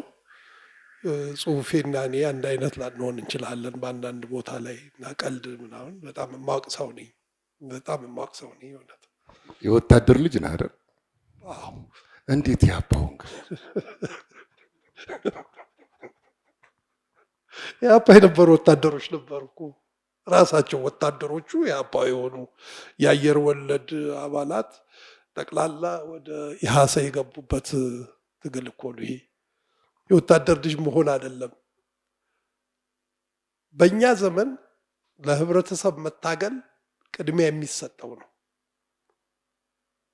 ገና ኤሌመንታሪ ስኩል እያለን ሁላችንም አንደኛ ደረጃ እያለን ወደፊት የምናስበው ሪቮ ለመሆን ነው፣ ብዙ ለማንበብ ነው፣ ብዙ ለመታገል ነው፣ ለህብረተሰብ ጥሩ ነገር ለመስራት ነው። ይህንን ነበር ህልማችን። ስለዚህ የወታደር ልጅነቱ ሳይሆን የጎላው በህብረተሰብ ውስጥ የሚደርሱትን ግፎች መታገል በጣም የምንመኘውና ያንን የሆንኩት ምኞቴን የሆንኩት። የልደታ ሰፈርን ተመልሰ ከስንት ዓመት በኋላ ነው ያያት? እኔ በወያኔ ጊዜ ያልነበርኩኝ ሙሉን 30 ዓመት። ምን ስትመለስ እንዴት አገኘሃት? አንተ እንደምታያቸው ማህበራዊ ህይወቱ ጥለው የሄድከው መተሳሰብ፣ የእምነት አስተሳሰቡ አሁን ያኔ ልደታ መሰከረች ተብሎ መሬት እስኪናገር ድረስ የሚያምን ማህበረሰብ ነው ጥለው የሄድከው። አዎ ዘመኑ የተለያየ ነው። የህዝብ ቁጥርም የተለያየ ነው። አሁን በምናይበት ግን በእኛ ዘመን ብዙዎቻችን ኮሚኒስቶች ነበር፣ ሶሻሊስቶች ነበር። ከሃይማኖት ጋር ርቀናል። በጣም የራቀ ሁኔታ ነበር። ምናልባት ሽጉጤ ደሜ ላይ ልታየው ትችላለህ። በዳይሌክቲካል ማቴሪያሊዝም እና ወይንም በማቴሪያሊስት ወይንም በአቴይስት እንደዚህ በዛ እና በእንትኑ መካከል የነበረውን ትግል ታየዋለህ። አሁን ዘመኑ ተለውጧል። ብዙ ሰው ባለፈው ዓመት መጥቼ ነበር እዚህ እና ይሄ የቤተ ክርስቲያን ችግር የተፈጠረ ጊዜ ነው እና የድሮውን ልደታ የሚመስል ልደታ ነው ያየሁት። በሌላ አይነት መልኩ ማለት ነው። ህዝቡን ቁጥሩን ቢበዛም ምንም ቢበዛም ህብረተሰቡ አንድ ላይ ሆኖ ሀዘኑን ለቅሶውን ለፈጣሪው ሲያቀርብ ማየትን አይቻለሁ። ይህንን ማልክደው ነው። ግን አሁን ልደታ የድሮ አይነት ልደታ ነው። እነዛ እዛ ላይ የጻፍኳቸው እድሮች አሉ ወይ ብትለኝ የሉም። ሊኖሩ ይችላሉ፣ ግን በተዳከመ ሁኔታ ነው። ከህዝቡ ቁጥር ጋር አይደሉም። ሰው ይተዋወቃሉ አይተዋወቅም። ልደታ ራሱ እኮ ሰፍቷል። የሚገርምህ ነገር የፖለቲካና የመንፈሳዊ የልደታ እንትን ባውንደሪ እንደዚህ ሰፊ ነው። ልደታ ምናልባት ከሞላ ማሮ አንስተህ እስከ ወልድ ኤርፖርት ልደታ ብለህ በመንፈሳዊው ልትወስደው ትችላለህ። በደርግ ጊዜ በቀበሌ ይከፈላል። ከፍተኛ 22 እና 4 ብቻ ሊሆን ይችላል። አሁን ደግሞ ልደታ በጣም ሰፊ ነው። ይሄ የፖለቲካው ትንተና ነው። በመንፈሳዊው ግን ያው ሰፊም ቢሆን በልደታ አካባቢ የተሰበሰበው ሰው ቀላል አይደለም። እዛ ላይ አሁን አብዮተኞች ከእምነት የራቁ የሚባልበት ጊዜ ነው። ወታደሮቹም አየር ወለዶችም ሊነኩት የማይችሉበት እምነቱ የገዘፈበት ዘመን አይመስልም ያለው። እኛን በዛ ነበር የሚለውን እናስቀምጠውና ፍርሃታቸው፣ የህዝቡ ድምቀት፣ ከተማውን ማንጫጫቱ አማኝነቱ የሚገዝፍ አይመስልም። አዎ እኔ የምኖርበት ሀገር በጣም የደላው ህዝብ ነው ያለው። አላማኝ የማያምነው ሰው ደግሞ ብዙ ነው። አንዳንዴ ጋሽ አለማየሁ የጻፈው መጽሐፍ ሳስበው የሚያምኑ ሰዎች የሚበደሉበት ሁኔታ ነው ያለው። እውነቴን ነው የምለው። ስለ እግዚአብሔር በእግዚአብሔር ስም እዚህ ብዙ ነገር ሲሰራ ያለው፣ እኛ ጋር ደግሞ ምንም የማይሰራበት ነው። አማኝ ያልኖርበት በቁጥር እንኳ በውስጥ ብዙ ሰው አማኝ አይደለም። እንደው ብገምት 70% አማኝ አይደለም ጀርመን ውስጥ። ምንም ከቤተ ክርስቲያን ጋር ምንም ግንኙነት የሌለው፣ ከመጽሐፍ ቅዱስ ጋር ምንም ግንኙነት የሌለው ሰው ነው እና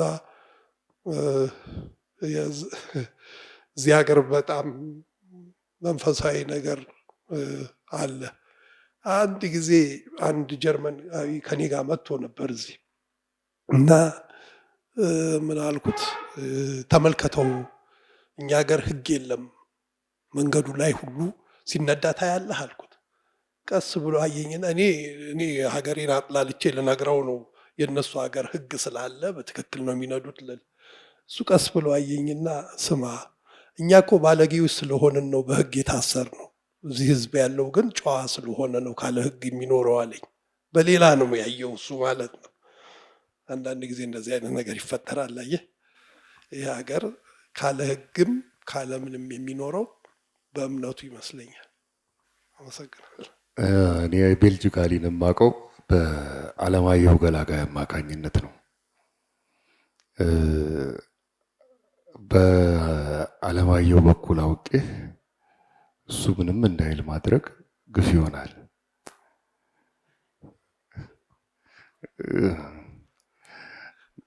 መጽሐፎቹን ከስነ ልቦናም ከስነ ጽሁፍም አንጻር እንዲጋባብህ አድርጎ የመንገር ኃይሉ የትንተና መጽሐፍን አንዳንዴ አሌክስ ሲያወራው ይለይብሃል። እስቲ ለቤልጂጋሊ ቀጥታ የመጽሐፉን የተሰማኝን ነገር አልነገርኩትም። በተዘዋዋሪ ግን እዚህ እንዲታተም ግፊት አደረግ ነበር። ቀለበቴን ስጧት እጄ ገብቶ ያነበብኩ ጊዜ በጣም በጣም በጣም ነበር የተበጠበጥኩት። ከአንድ ስቶሪ ወደ ሌላ ስቶሪ መሸጋገር እስኪያቅተኝ ድረስ አይ ቲንክ 1 2 ወር 3 ወር ሳይፈጅብኝ አይቀርም እነዛ 12 13 ስቶሪዎችን አንብቦ ለመጨረስ። እና እንግዲህ ያው ከቤልጂጋሊ ጋር የተዋወቅ ነው አያሻረው ግፊት አድርጎ ነው። አንድ አይነት ስለሆናችሁ ብትገናኙ የማመሳሰል ስራ ሰራ መሰለኝ አላቅም። እውነትም አንድ አይነት ነን። ቆዳችንን ሲያዩን ሞኝ እንመስላለን ሁለታችንም። ግን ውስጣችን ያለው ነገር ላይ ያለውን የሚወክል አይደለም። ከሱም የተረዳሁት እሱን ነው። መጽሐፎቹን አንብቤ ለተወሰኑ ወራቶች ከውስጤ መውጣት ስላቃታቸው አጠገቤ ላሉ ሰዎች በሙሉ ነግራለሁ። እና አንዴ ትዝ ይለኛል የማይወራበት ቦታ ላይ ሰው እየተዝናና ምናምን እየቀመስን ኤፍሬም ስዩም ነበር፣ አንተም ነበርክ፣ ሁላችሁም ስለ ቤልጂጋሊ መጽሐፍ አወራሉና ይችን ነገር አልጠቀሳትም እንደሆነ ነው እንጂ ኤፍሬም በእኔ ንግግር ብቻ መጽሐፉን ሳያነብ በእኔ ንግግር ብቻ ተመስጦ አንድ ግጥም ጽፏል። ለገዳይ አደራ የተሰጠ ትውልድ የሚል እንደውም እዚህ መጥቶ እሷን ግጥም እንዲያነባት የፕሮግራሙም ድምቀት እንዲሆን አስቤ ነበር። እንዴት ሳላረገው እንደቀረው አላውቅም። እና ቤልጂጋሊ ከሚጽፋቸው ይልቅ ቁጭ ብሎ ሲያወጋ ወደ ለዛ ወደ ሳቅ ወደ ምናምን ያደላል። ልክ እንደ አያሻሩን ስታዩ የሚጽፈውን አይነት ስሜት ይዞ ነው የሚነግራችሁ። ቀልዶቹ እንኳን ከመሪር ህይወት ውስጥ የሚወጡ ናቸው። አንዱን ብቻ ልንገራችሁ ቤልጂጋሊ የነገረኝን። እኔ ፈረንጅ ሁሉ ስለ ምግብ አቁሟል ማሰብ። የሚያስበው ስለ ጨረቃ ነው፣ ስለ ኮከብ ነው ምናምን ብዬ ደምድም ያለውና ስለ ሆላንዶች ሲነግረኝ የኛ ሀገር ቀለዋጭ ለካ ለዛ አለው። የተከፈተ መስኮት ውስጥ ሆላንዱ ብቅ ይልና ስትበላ ካየ ይቆማል። ምንድን ነው የምትበላው? ሳይጣፍጥ አይቀርም ይሄ ምግብ። እሺ ምንድን ነው የምትጠጣው? እዛስ ጋር ምናምን ይልሃል። እና አንዴ ተሳስተህ እንብላ ካልከው ዘሎ በመስኮት ነው፣ በር እስክትከፍትለት አይጠብቅም። በመስኮት ዘሎ ይገባል። አብሮ ቁጭ ብሎ ካንተ በላይ ይበላል። ከዛ ማድረግ ያለብህ እንግዲህ አገሩን ስታውቀው ትንሽ ቆንጥረህ ነው በሳህን የምትሰጠው እዛው መስኮቱ ጋር እንዳለ። በጣም ይጣፍጣል፣ ትንሽ አጨምርልኝም ታዲያ ይላል አሉ። ከዛ ደግሞ እሺ ምንድን ነው የምትጠጣው? ከምትጠጣው ውስጥ ትንሽ አታቀምሰኝም ይላል አሉ። አሁን በዚህ ዘመን ውስጥ ማለት ነው ምግብ ተትረፍርፎ ስንዴ ለአሳ በሚደፋበት ሀገር ውስጥ ለአሳ ምርት ተብሎ ወደ አፍሪካ ቢመጣ እነዛ በየአመቱ የሚደፉት የስንዴ መጠን ወደ አፍሪካ ቢመጣ ከዓለም ላይ ረሃብን ሊያጠፋ የሚችል ምድር ላይ ቁጭ ብለው የረሃብ ሰቀቀን ውስጥ ወይም ምናልባት የባህሉ ተጽዕኖ ይሆናል አላቅም። ለዛሬ ምሳ ያለውን በአንተ ካጣጣ የምሳው ትተርፈዋለች ብሯን ወደ ሌላ ነገር ለማዋልም ይሆናል አላቅም። እና የሚነግሩ የሚያይበት መንገድ ውስጣቸው የሚቀር ነው። መጽሐፎቹ ልክ እንደሱ ናቸው። መሪር የሆኑ ነገሮች ቢሆኑም የሰው ልጅ ለካ እየጻፈ አይደለም ልቦለድን ያበለጸገው እየኖረ ነው። እየተኖሩ ሳይጻፉ የቀሩ ስንት ነገሮች አሉ ብለን እንድናስብ የሚያደርግ ነው መጽሐፎቹ። ያቺ አደራ የተሰጣት እንግዲህ ይገደል ካልሽ ልጆችን አደራ ለአንቺ ነው የምሰጠው እንዳይርባቸው የሚገሉ እየጎተተች ልትገል የምትወስዳቸው ሰውዬ ናቸው እንደዚህ ብሎ አደራ የሚሰጧት። ያም ቀለበቴን ስጭኝ የሚለውም ስጡልኝ የሚለውም እንደዛው ነው። የሁሉንም ሀዘኖች ስትመለከቱ ለካ ሳይጻፉ ባክነው የቀሩ ብዙ የኖርናቸው ነገሮች አሉ። ከምናብ ይልቅ ወደ ኖር ነው ትኩረት ብናደርግ የበለጠ ስነ ጽሁፋችን ይጠረቃል። የማመሳሰል የፕሎት የምናምን የካራክተራይዜሽን ችግር ሁሉ አይኖርልንም። ልክ በዓሉ ግርማ እንደሚለው ከህይወት የተቀዳ ስቶሪ ከሆነ ሁሉንም ነገር እግዚአብሔር ጨርሶልሃል። አንተ የምትለፋው ያንን ኮፓፕ አድርጎ ለማስቀረት ብቻ ነው። እና ብዙ ነገር አለ። በይበልጥ እዛ ዘመን ላይ በተለየ መንገድ እንዳይ ነው ያደረገኝ የኢህአፓን ዘመን ያሳለፉትን መከራ።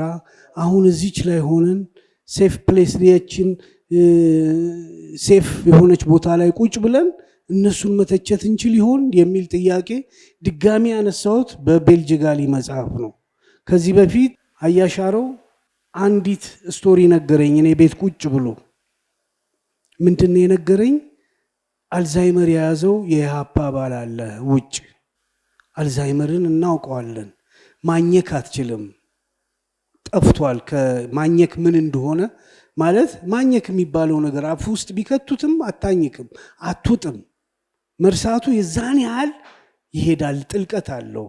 እና ያ የኢህአፓ አባል ልጠይቀው ሲሄድ እኔንም ረስቷል፣ ሁሉንም ረስቷል፣ ልጆቹን ረስቷል፣ ሚስቱን ረስቷል፣ ሁሉንም ረስቷል። እና በትግል ስሙ ስጠራው ዞር ይል ነበር አለ።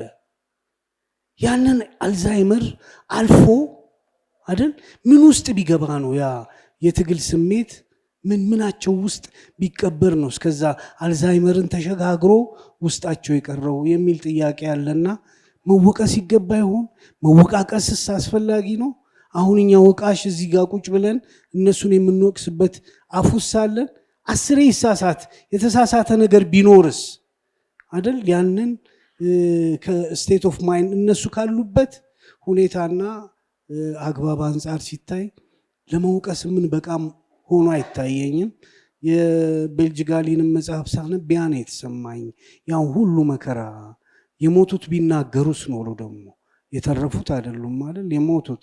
የደምሴ ጽጌም አለ የሞቱ እግሮች የሚል የሞቱ እግሮች በጣም የሚያሳዝን ነው። እሱ ደግሞ በግልባጭ ነው። ገራፊው ለማኝ ሆኖ አደባባይ ላይ ይቀመጣል። በገረፋቸው ሰዎች ማለት 50 ሳንቲም ይጥሉለታል። ቀና ሲል ለማየት አፉ ላይ ወይ ፊቱ ላይ ይተፉበታል። ገራፊው ደግሞ እንደገና የሚገረፍበት ዘመን ይመጣል። የሚገረፈው ደግሞ በቸልተኝነትና በንቀት ነው። እና እነዚህ በጣም መጠራቀም አለባቸው። እዚህ ቅድም አስተያየት ሲሰጡ የነበሩ ሰዎች በሙሉ የሚያውቁትን ቢያንስ በስክሪፕቶና በወረቀት ጽፎ የማስቀመጥ ግዴታ አለባቸው። አለዛ ትውልድ አይማርም። ወደ ስህተት ወደ ተመሳሳይ ስህተቶች ሁልጊዜ ወደ ተመሳሳይ ገደል ቀድሞ ወደ ወደቁት እኛም እየሄድን እየወደቅን ያለ ነው። ሌላ አይደለም። ከታሪክ መማር ስላቃተን ነው። ከታሪክ እንድንማር ይህንን አደራ ማለት እፈልጋለሁ። ደምሳቸው ስለጋበዝከኝ አመሰግናለሁ። አሌክስ እዛው ጋር ቀለበቴን ስጧትና ሁለተኛ መጽሐፍ ተብሎ ይታተማል። አንድ መጽሐፍ ነው ማለት እንችላለን። ተሻሽሎ ታሪክ ተጨምሮበት የወጣ ነው። ሁለተኛው 17ቱንም ትረካ በሆነ መልኩ ስትገጣጥመው አንድ ወጥ መጽሐፍ እየመሰለኝ ይመጣል። የሆነ ቀን ስደግሞ አንድ የተለያየ ልብ ወለድ ወይም የተለያየ ትረካ የምሰማ ሳይሆን አንድ መጽሐፍ ማነብ ይመስለኛል። እየተመለሰ እየመጣ ቤልጅ እንዴት አየሁ? አዎ አሁን ይሄ መጽሐፍ የዘመን ቅንበባ ይታይበታል። ያ የ1967 ጀምሮ እስከ 72 ያሉ ነገሮች አይዘልም። እነዚህን ቀንብቦ የያዘ ነው እና አንዱ ወደ አንዱ የሚተራጎም ሊሆን ይችላል። ይህ ትክክል ነው። እኛ ሀገር አልተለመደም እንጂ ስቶሪ ጨምሮ ማሳተም በውጭ ዓለም የተለመደ ነው። የለምን ሲሳይን መጽሐፍ 3 ነው 4 ተታልዬ ገዝቻለሁ። ለምን ሲሳይ በአሁኑ አንድ ርዕስ ሰጥቶ አውጥቶ እንደሆነ በሚቀጥለው 4 ግጥም ይጨምርና ሌላ ስም ሰጥቶ ያወጣዋል። እንደገና ሌላ 2 ይጨምርና ሌላ ስም ሰጥቶ ያወጣዋል። እኔ 3 ነው 4 የገዛው። እንግዲህ የምገዛው 2 ግጥም ወይ 3 ግጥም ነው ማለት ነው አይደል? ይሄ የተለመደ ነው በውጭው ዓለም የመጽሐፍ አቅርቦት አንጻር ሲታይ። እኛ ሀገር ግን አልተለመደም። ይህንን ቀለበቴን ስጧት ከሚለው ይልቅ ወደዚህኛው እንዲያዘነብል ግፊት ያደረኩት እኔ ነኝ። እሱ በነበረበት ርዕስ እንዲታተም ነበር የፈለገው። እስቲ ምናልባት ያ ቀለበቴን ስጧት ትርጓሜ ጠፍቶለት ይሆን? ስቶሪውን ስናነበው ትርጉሙ ይገባናል። ግን ስቶሪውን ከማንበባችን በፊት አትራክቲቭ እንዲሆን ርዕሱን እንቀይርና ሌላ አትራክቲቭ የሆነች ርዕስ እናውጣ እስቲ ፈልግ እያልኩ 1 4 5 6 ርዕሶች ፈልጎ አምጥቶ ነበር። በኋላ እዚህኛው ላይ ተስማማን። ይሄኛው ጥሩ ርዕስ ሆኖ ነው ያገኘሁት። ያው ግን በቃ እንደሱ የተለመደ ነው። እኛ ጋር የስቶሪ እጥረት ስለሌለብን የግጥም እጥረት ስለሌለብን ያንን አናደርግ እንደሆን ነው እንጂ በውጮቹ ልክ እንደሱ ነው። 2 ስቶሪ ተጨምሮ እንደውም እንግሊዝና አሜሪካም ሲታተም መጽሐፉ ይለያያል። ቺልድረን ኦፍ ሪቮሉሽን የሚል መጽሐፍ አንድ አበሻ የጻፈው ግርማ ማን ነው መንግስቱ ምናምን ነው። እሱ የጻፈውን መጽሐፍ የአሜሪካው መጣልኝ፣ አነበብኩ። እንግሊዝ ሳይ ደግሞ እንግዲህ ሌላ ጽፏል አምጡልኝ አልኩ። እሱም ሲመጣ አንድ አይነት ነው ለካ። እስከ ሩብ ድረስ ካነበብኩ በኋላ ነው እንግዲህ አመሳስሎ አምጥቶ ሌላ ሊተርክልን ነው እያልኩ በሌላ ርዕስ ስላሳትመው ማለት ነው እንግሊዝ ውስጥ። እና እንደዚህ አይነት ነገሮች አሉ። የኛ የማጥራት ጉዳይ ነው። ግን በሚቀጥለው ደግሞ ሌሎች ስራዎች እንደሚሰራ እኔም አውቃለሁ፣ ተስፋም ሰጥቶናል። በሚቀጥለው ደግሞ በጥሩ ስራ እንደገና ልንገናኝ እንችላለን ብዬ አስባለሁ እና አመሰግናለሁ። እንግዲህ መጽሐፉ ጥሩ ነው በጣም። እኔ ድጋሚ እዚህ ሀገር እንዲታተም ያደረኩት እኮ ለእኔ ያመጣልኝ 8 መጽሐፍ ሰጥቼ ማውሼም ላጠግብ አልቻልኩም። አንባቢዎቹም በሙሉ 17ቱም ትረካዎች እንደ አንድ ልብ ወለድ ይሆኑብኛል የሆነ ጊዜ። እንደሱም ሊሆን ይችላል። የአዳም ትርክት አሁን ለምሳሌ አንድ ይወስዳል መንገድ ያመጣል መንገድ ላይ ይመስለኛል የአዳም በአንዲት አሞራ ነው ያገናኘው ስቶሪዎቹን በሙሉ። የአሞራ መሀል ላይ ወይ የስቶሪ ጅማሬ ላይ ወይ የስቶሪ ማገባደጃ ላይ ይመጣል። አሞራው መምጣቱ ነው ስቶሪውን አንድ የሚያደርገው እንጂ የስቶሪዎቹ ግንኙነት ልክ የዚህን ያህል እንኳን ጥብቀት አይኖረውም። ካራክተሮቹም ሲሸጋገሩ አይታይም። እነዚህ ላይ እንደውም ከመነካቴ የተነሳ ያቺ ገራፊዋን ሴትዮ ሄጄ ጠይቄያለሁ። እዛ ልደት አካባቢ የት ነው ያለችው? ልስማት ይሆን ላቅፋት ይሆን አላቅም፣ የት ነው ያለችው ብዬ ጠየቅኩ። የተጠቀመችበት የኃይል ልክ ማን ከበደ ነው የሚባለው? ከበደ ምናምን የሚባል እዚህ የተገደላል፣ ግርማ ከበደ የሚባል። ግርማ ከበደ በተገደለበት መንገድ ራሱ ደርግ ገሏታል አሉ። ኃይል እየተጠቀመች ርህራሄ ውስጧ ጠፋ። ነገ የኢህአፓ ጉዳይ ቢጠቃልል ወደ እኔ ትዞራለች ብሎ ፈራት መሰለኝ። እሱ ገደላት አሉኝ። በቃ ተገላገለች፣ እዳ ከፍላለች ብዬ ተመለስኩና ኃይሉ ይሄን ያህል ነው። የትረካዎቹ ኃይል ዝም ብለን አይተን የምናልፋቸው አይደሉም። ወደ ህይወታችን ይገባሉ፣ ለሌሎች ዲሲሽኖች ያነሳሱናል።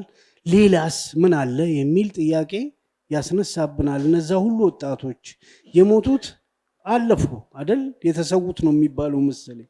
የተሰዉት አለፉ፣ ያሉት ግን ይህንን የማስቀረት ግዴታ አለባቸው። የኢህአፓ ሰዎች ላይ ትልቅ ስህተት ብዬ የማየው ይሄንን ነው። አንዱ ሲጽፍ ይረባረቡበታል። ምን አውቆ ነው ስለ ኢህአፓ ምናምን። እነሱም አይጽፉም፣ ሌላውም እንዲጽፍ አያበረታቱም። ይሄ ትክክለኛ መንገድ አይመስለኝም። ትውልድ ቅድም እዚህ ጋር የተባለው አለ፣ የትውልድ ክፍተት ተፈጥሯል። የኛ ታላላቆች በሙሉ በኢሃፓ ውስጥ ወይ በስደት ወይ በሞት ወይ በምናን አተናቸዋል። እንደውም የኔን አንድ ታሪክ ልንገራችሁ። ኢሃፓ የሆነ 4 ኪሎ ውስጥ የነበረ ልጅ ነው። ተገርፎ ምን ብሎ መጨረሻ ላይ በቃ ምንም የለም ብሎ የተቀመጠ ነው። በኋላ የኔን ኢንተርቪዎች የኔን መጽሐፎች ምናምን ማየት ሲጀምር የ4 ኪሎ ልጅ ነው አሉኝ አለ። ከየት መጣ? እኛ ያላስተማር ነው። ምክንያቱም ትውልዱ ድልድዩ ተሰብሯል አይደል? ሌላ ትውልድ ውስጥ በእኛ አቅም ሊመጣ የሚችል ሰው የለም ብሎ አስቦ ነበር። በኋላ አቅፎኛ አለቀሰ። ኮተቤን የተገናኘ ነው ምናምን እየቀማመስን መቀማመሳችንም ደግሞ አግዞናል ለማልቀስ። እሷን እየቀማመስን ትንሽ ተላቀስን እና ምንድነው የእሱ ዋና ርዕሱ እኛ አሁን እኔ የሚቆጨኝ አልጋ ላይ ቁጭ ብዬ አለ እኔ የሚቆጨኝ ወደ ትውልድ ብናተኩር ይሻል ነበር፣ ታናናሾቻችንን ብናስተምር፣ መምህር ብንሆን ይሻል ነበር ይሆን? ምክንያቱም ያኛው ፌል አረገ። ስለዚህ ይሄኛው አማራጭ ክፍተት መፈጠሩ ብሌም ያደርገዋል። ራሱን ብሌም እያደረገ ነው የኖረው እና በቅርብ ጊዜ ሞቷል። ነፍሱን ይማርልን። እንግዲህ የኢሃፓ ልጅ ነው፣ እግዚአብሔር አለም ላይል ይችላል፣ ግን ይሞክርልን እሱ እግዚአብሔር። ቢሆንም ግን በቃ ይሄ ወቀሳ ሁሉም ውስጥ አለ ማለት ነው። ሁሉም ሰው ውስጥ ይሄ ወቀሳ አለ እና ይችን ወቀሳ ለማሟላትም ቅድም ወዳልኩት ጉዳይ ነው የምንመጣው። የምናውቃቸውን ያየነውን ብቻ ሳይሆን የሰማነውንም የተተረከልንንም የጓደኛችን አጠፋፍ ላይም የሰማነውን ምኑንም ሰብሰብ አድርገን ለሚቀጥለው ትውልድ የማስተላለፍ ኃላፊነት አለ ብዬ አስባለሁ። እንዶ አትጋብ ከዚህ በኋላ ይበቃል። አመሰግናለሁ በጣም። ጌዲዮን ተስፋዬ የልጅነት ታሪኩ ምን ይመስል ነበር? ከቤተሰብ ጋር ያለው ከአባቱ ጋር ያለው ቤልጂክ። ያው እንግዲህ የልደታ ልጅ እንደሚያድገው አድጌ ያለው ሌላ የማመጣው አዲስ ነገር የለም። በህፃንነቴ በጣም ረባሽ እንደሆንኩ እናቴ ትነግረኛለች። እናቴ 9 ልጆች ነው ያላት። 9 ጊዜ በወልድ ይሻላል አንተን አንድ ጊዜ እሱን እኮ እንዲመጣ ነበረ እስከ አይደለም አባት አያት የሆኑ ጊዜ ያለውን አባቱ አያት አንተ ስታድግ ልጅ ሆነና አያት የሆኑ ጊዜ ያለውን እኔ በጣም ረባሽ ነበርኩ። እውነቴን ነው የምናገረው። በጣም እና እናቴ 9 ጊዜ ሌሎቹም በወልድ ይሻለኛል አንተን አንዴ ከምደግም ትለኛለች። በህፃንነቴ እኔም አላውቀውም። በተወሰነ ደረጃ ነው እንትን ያልኩት። አባቴ በጣም የሚፈራ ነው። ሻለቃ ነበር፣ የጦር ሰራዊት ነው፣ ኃይለኛ ነው። እሱ ሲገባ ምንም ነገር የለም ግቢ ውስጥ። ወፍ ዘር አትልም፣ በቃ ጸጥ ነው የሚባለው። እሱ ምግብ አቅርቡ ምናምን የለም፣ ይገባል፣ ይቀመጣል፣ የሚበላውን በልቶ ብሎ በቃ ምንም የለም ነበር። በኋላ የልጆች ልጆች መጡና እነሱ ጭንቅላቱ ላይ እየወጡ ሲጫወቱ እኛ ደንግጠን ሞትን። በቃ ስናያቸው ለእነሱ ተሸነፈ ማለት ነው። እና አንዳንድ ጊዜ ያው የአያት መሆን ትንሽ ከበድ ይላል መሰለኝ። አልጋውን እንኳን እንዲህ አነካም ነበር፣ የአባታችንን አልጋ እንፈራ ነበር። ግን ያው እያደረ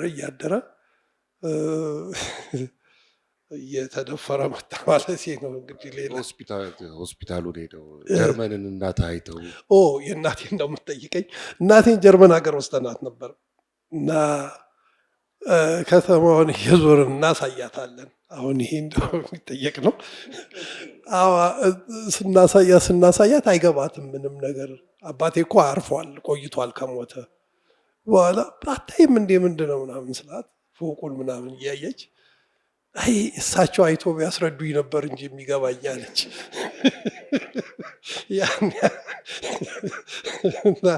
አንዳንዴ እሱን ሳስበው ይገርመኛል የእነሱ ግንኙነት፣ በዛ ዘመን የነበሩት ግንኙነት። አሁን አንዳንድ ጊዜ ቢኒያምም ያነባል፣ ሌሎቹም ያዩታል። ፌስቡክ ላይ ስለ ጀርመን አሮጊቶችም ጽፈዋል፣ ስለ ፍቅር። በተለይ መጨረሻ ላይ የጻፍኩት ቃል በጠርሙስ የሚለው በምንመለከትበት ጊዜ እንደዛ አይነት ፍቅር እዛማ ያለው ጀርመን ሀገርም ብዙዎቹ እንደዛ የሆነ የእናትና የአባቴ አይነት ግንኙነት የሆነውን አያለው እና ምናልባት እንደዛ አይነት ዘመን እንደገና ይፈጠር እንደሆነ አላቅም። እናቴ ለአባቴ ታማኝ ሆና የኖረች ነች። አባቴም ለእናቴ በጣም ታማኝ ነበር። ወደ መደምደሚያችን እየተቃረብን ስንመጣ ይህ ጓዳዊት ፍቅር ጓዳዊ ፍቅር የምንለው የኢህአፓ አባላቶች መጽሐፍ ውስጥ የነበሩት መሰነባበቻ የሚመስል የፍቅር ታሪኮች አለ። ብዙዎቹ የኢህአፓስ ኃይለኛ ሴት ታጋዮቹም ሆነ ወንዶቹ ያላገቡት ይበዙ ነበር። የዛ ፍራቻ የዛ የስርዓቱ ውጤት የግርፋቱ የእስራቱ ውጤት ነው ወይንስ የተነጠቁትን ሰው ቆሞ እስከ መጨረሻው አላገባም ብለው የዛን ቀን እንደተሰናበተች ልጅ ቆሞ የመቅረት ህልም ነው? የባህሩ ዘውዴ መጽሐፍ ሳነብ አንድ ነገር ትዝ ያለኝ የሚናቸው ምንድን ነው መሰለ? ባህሩ ዘውዴ አሁን መጨረሻ የተጻፈው መጽሐፍ ላይ የህይወት ታሪኩን የግለ ታሪክ እሱ ላይ ያለውን አንድ አይታችኋል? ስንት ዓመት ነው የታሰረው? 4 ዓመት ነው 5 ዓመት እኔ እንጃ 8 ዓመት ይሁን መሰለኝ የታሰረው ባህሩ ዘውዴ እስር ቤት ከውጭ መጥቶ እዚህ ሀገር እንደታሰረ ባህሩ እዛ ላይ ስለሚስቱ መሰንበት የሰፈራችን ልጅ ነች። እኛ ሁላችንም አብረን ያደገች በእኛ እድሜ ነች። እሱ ትንሽ ከኛ በላይ ነው ያለው። ከእስር ቤት ስወጣ ጓደኞቼ ሁሉ ላገባቸው የፈለግኳቸው ሁሉ አግብተው ደረስኩኝ። ስለዚህ አንድ እርከን ወደ ታች መውረድ ነበረብኝና አነስ ያለችዋን አገባሁ ብሎ ጽፏል። በእኛ ታሪክ ውስጥ ብዙዎቹ ልጅ ያልወለዱ ብዙዎቹ ከጻፉትም ሁኔታ በምትመለከትበት ጊዜ ይህን አይነት ነገሮች ብዙ የተከሰቱ አሉ። ከምንወዳቸው ልጆች ጋር በጓደኝነት በምንኖርበት ጊዜ ምናልባት ለየት ያልንም እንሆን ይሆን ነበር። አንዴ የልጄ እናት ባለቤቴ ማለት ነው የባለቤቴ እናት መጡና እዛ ሀገር ስለ ኤድስ ነው የምናወራው። ኤድስ እኮ በእናንተ ጊዜ ቢሆን ኖሮ ብዙ ሰው አይገልም ነበር አሉ። ምን ነው ለምንድን ነው የማይገለው አልኳቸው። እኔ እናንተ ፖለቲካ እንጂ ሴት ብዙም አታሉም ነበር ማለት ነው።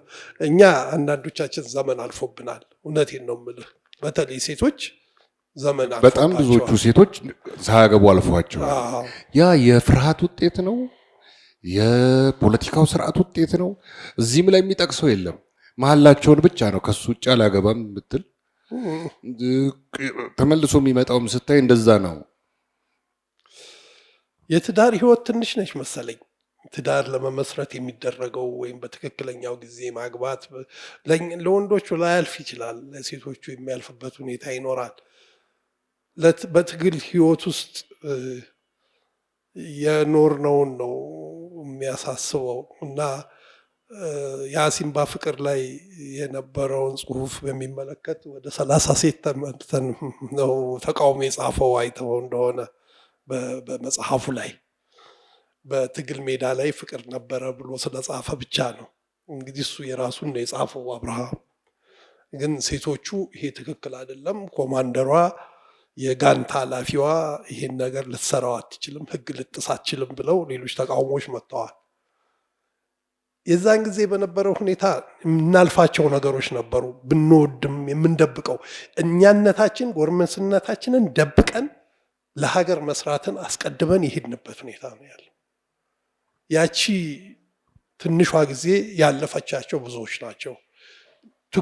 የትግሉም ውጤት ነው፣ የእኛም እንትን ነው። በእድሜ ላይ ስታያት እኮ ከ70 እስከ 73 አካባቢ ነች አይደል? አይደለችም። እሱ ያንተ ትንተና ነው። እሱ ያንተ ትንተና ነው። ከዛም በኋላ ይቆየ አለ። አንተ የምትላት እዚህ የከተማዋን ትግል ነው። እሷ ያመጣችውን ውጤት የዛን ያክል እድሜ ልክ ይከተላል። አሁን የስነ ልቦና ጫና ከሌለው ውስጡ ሌላ ያስከተለው ጉዳት ከሌለው እድሜ ያለፈባቸው ለማስባል የሚያበቃ ያክል ጊዜ ነበረው ወይ ለማለት ነው። አዎ እሱ ጊዜው ብቻ አይደለም። ከዛ በኋላ ከእስር ቤት ከወጣም በኋላ እኮ ከባድ ነበር አይደል? እነ ተስፉ ብዙዎቹ ሊናገሩ ይችላሉ። እሱ አሁን የፈለግኩት እሱ የስነ ልቦናው ጫና ኃይለኛ ጊዜ ነበረ እንዴ! በጣም ኃይለኛ ጊዜ። እንዲያውም ከእስር ቤት አይደለም፣ ይህንን እንዳትሳሳቱ። ከወጣን በኋላ አሁን እኔና ተስፉ አንድ ትምህርት ቤት ለመግባት አትገቡም ተብለን ተስፋ ኮከብ ትምህርት ቤት ስንት ወር ነው በራፍ ላይ ቆም ነው ሉል መኮንን እንዳትገቡም ተብለን። ከዛ በኋላ ደግሞ የሚያሰቀቀውና የሚያሳዝነው ነገር እኔ እኮ ኤሊባቡር ሄጄ ነው ስኮላርሽፕ ላገኝ የቻልኩት። ጠፍቼ ከዚህ ሄጄ ዲፕሎማ ጨርሼ ኤሊባቡር ሀገር ሆኜ ኤሊባቡር ለአንድ ሰው ሳልነገር ኢህአፓ መሆኔን በድብቅ ነው የድጋፍ ወረቀት የተጻፈው። ድጋፍ ወረቀት የሌለው እኮ አይበላም ነበር። አትበሉም እኮ ነው የተባልነው። ስራ እኮ አትገቡም ነው የተባልነው። ይህን ስላልጻፍ ነው አይደለም። ወደፊትም ብንጽፎም ሰው ሊረዳው አይችልም። በ18 በ19 ዓመታችን ትምህርት ቤትም አትገቡም ተባልን፣ ስራም አትሰሩም ተባልን። ያጠቋችሁትን የአብዮት ሸማ ካላነጻችሁ እንባላለን። በምንድን ነው የምናጸዳው? ስራ አትገቡም ነው የተባልነው። አሁን የዘር አስተዋጽኦ ምናምን ሲባል አሁን የተጀመረ ይመስላል አንዳንዱ። አይደለም፣ በእኛ ጊዜ ነው የተጀመረው። እዚቹ ከተማ ውስጥ ሆነን በትምህርት የምንበልጣቸው በእውቀት የምንበልጣቸው ሰዎች ጸረ አብዮት ውስጥ አልገባችሁም በሚባል ስራ ሲሰጣቸው እኛ ስራ አይሰጠንም ነበር። በምንም እኔ አስቤ ከሰራኋቸው ትልቅ ነገሮች አንዱ እዚህ ተምሬ እርሻ ተምሬ ኤሊባቡር ተመድቤ የበቆሎ ቂጣና እርጎ እየበላሁ 3 ዓመት ሰርቼ በድብቅ ስኮላርሽፕ ተሞልቶ አዲስ አበባ ማንም ሳይሰማ ራሻ ነው የሄድኩት። አንደኛ ዓመት ላይ ጠፋለሁ ስል ተከለከለ፣ መውጣት ተከለከለ ወደ በርሊን። ስለዚህ 6 ዓመቱን ተምሬ በጄኔቲክስ ፕላንት ጄኔቲክስ ማስተር ሴን ሰራሁ። ከዛ በኋላ ደግሞ ልክ ትምህርቱን ስጨርስ መንግስትም ደርግ መንግስት ወርዶ የወያኔ መንግስት ሲገባ ነው ወደዛ ሄድኩት። እኔ ግንቦት ላይ ጨረስኩ፣ ወያኔ ግንቦት ላይ ገባ፣ ሰኔ ላይ ጀርመን ገባሁ ማለት ነው። እና መስዋዕትነት ከፍለንበታል። የከፈልነው በእስር ቤቱ ብቻ አይደለም፣ በግርፉ አይደለም። ከዛ በኋላ የድጋፍ ወረቀት ምን በሚል ብዙ እንትን ብለናል። ለስኮላርሽፕ ለመሄድ እንዲያውም አንድ ታሪክ ልንገራቸው። አንዴ ወደ ጎሬ ሲሄድ ከጎሬ ጋምቤላ ሲሄድ ቡሬ የምትባል ትንሽ ከተማ ውስጥ አንድ ልጅ አገኘው እና ሳየው ምንድነው ጓደኞች ጫት ፈለጉና ጫት ለመግዛት ነው የገባ ነው እዛ ጎሬ። አይ እዚህ ጫት የሚቅም የለም አንድ አስተማሪ ያላሉን እና ሄድን። ልክ አስተማሪውን ሳየው አወኩኝ አናርኮ እንደነበረ። እኛ አናርኮ ነው የምንለው፣ አናርኪስት የሚለውን እያቆላመጽን እርስ በርሳችን አናርኮ እንባባላለን። በኋላ ቀስ ብዬ ጠየኩት፣ አንተ አናርኮ ነህ እንዴ ምናምን አልኩት። ስለው አይደለሁም በምን አወካለኝ። ከዛ በኋላ አውቄዋለሁ ግን ልጁን እመኑኝ፣ በየገጠሩ አስተማሪ የድጎማ አስተማሪ ሆነው የተቀመጡ በጣም ጭንቅላት ያላቸው ብዙ የኢህአፓ ልጆች አሉ። ህይወታቸው እዛው ተቀብሮ የቀረ ወደዚህ መምጣት የማይችሉ ቤተሰብም ሞተ ብሎ ያለቀሰላቸው ብዙዎች አሉ። እስከዛሬ ያልመጡ የኔ ጓደኛ የቅርብ ጓደኛ ብዙዎቻቸው የምታውቁት ተካበ የሚባል ከስንት ዓመት በኋላ ነው አሁን ወያኔ ሲገባ የገባው። በደርግ ዘመን አልነበረም፣ ጠፍቶ። ህይወታችን ቀላል ነው ብሎ የሚያስብ ሰው ካለ ከባድ ነው። ለልጅቷ ግን ስኮላርሽፕ እንደምታገኝ ነግራታል? የምር መልሰው ወደዛ ታመጣኛለህ? አዎ ነግሬያታለሁ። እንግዲህ ስኮላርሽፕ እንደምጠባቅባ እዛው መጽሐፉ ላይ አይ በአካል ነው ያልኩት።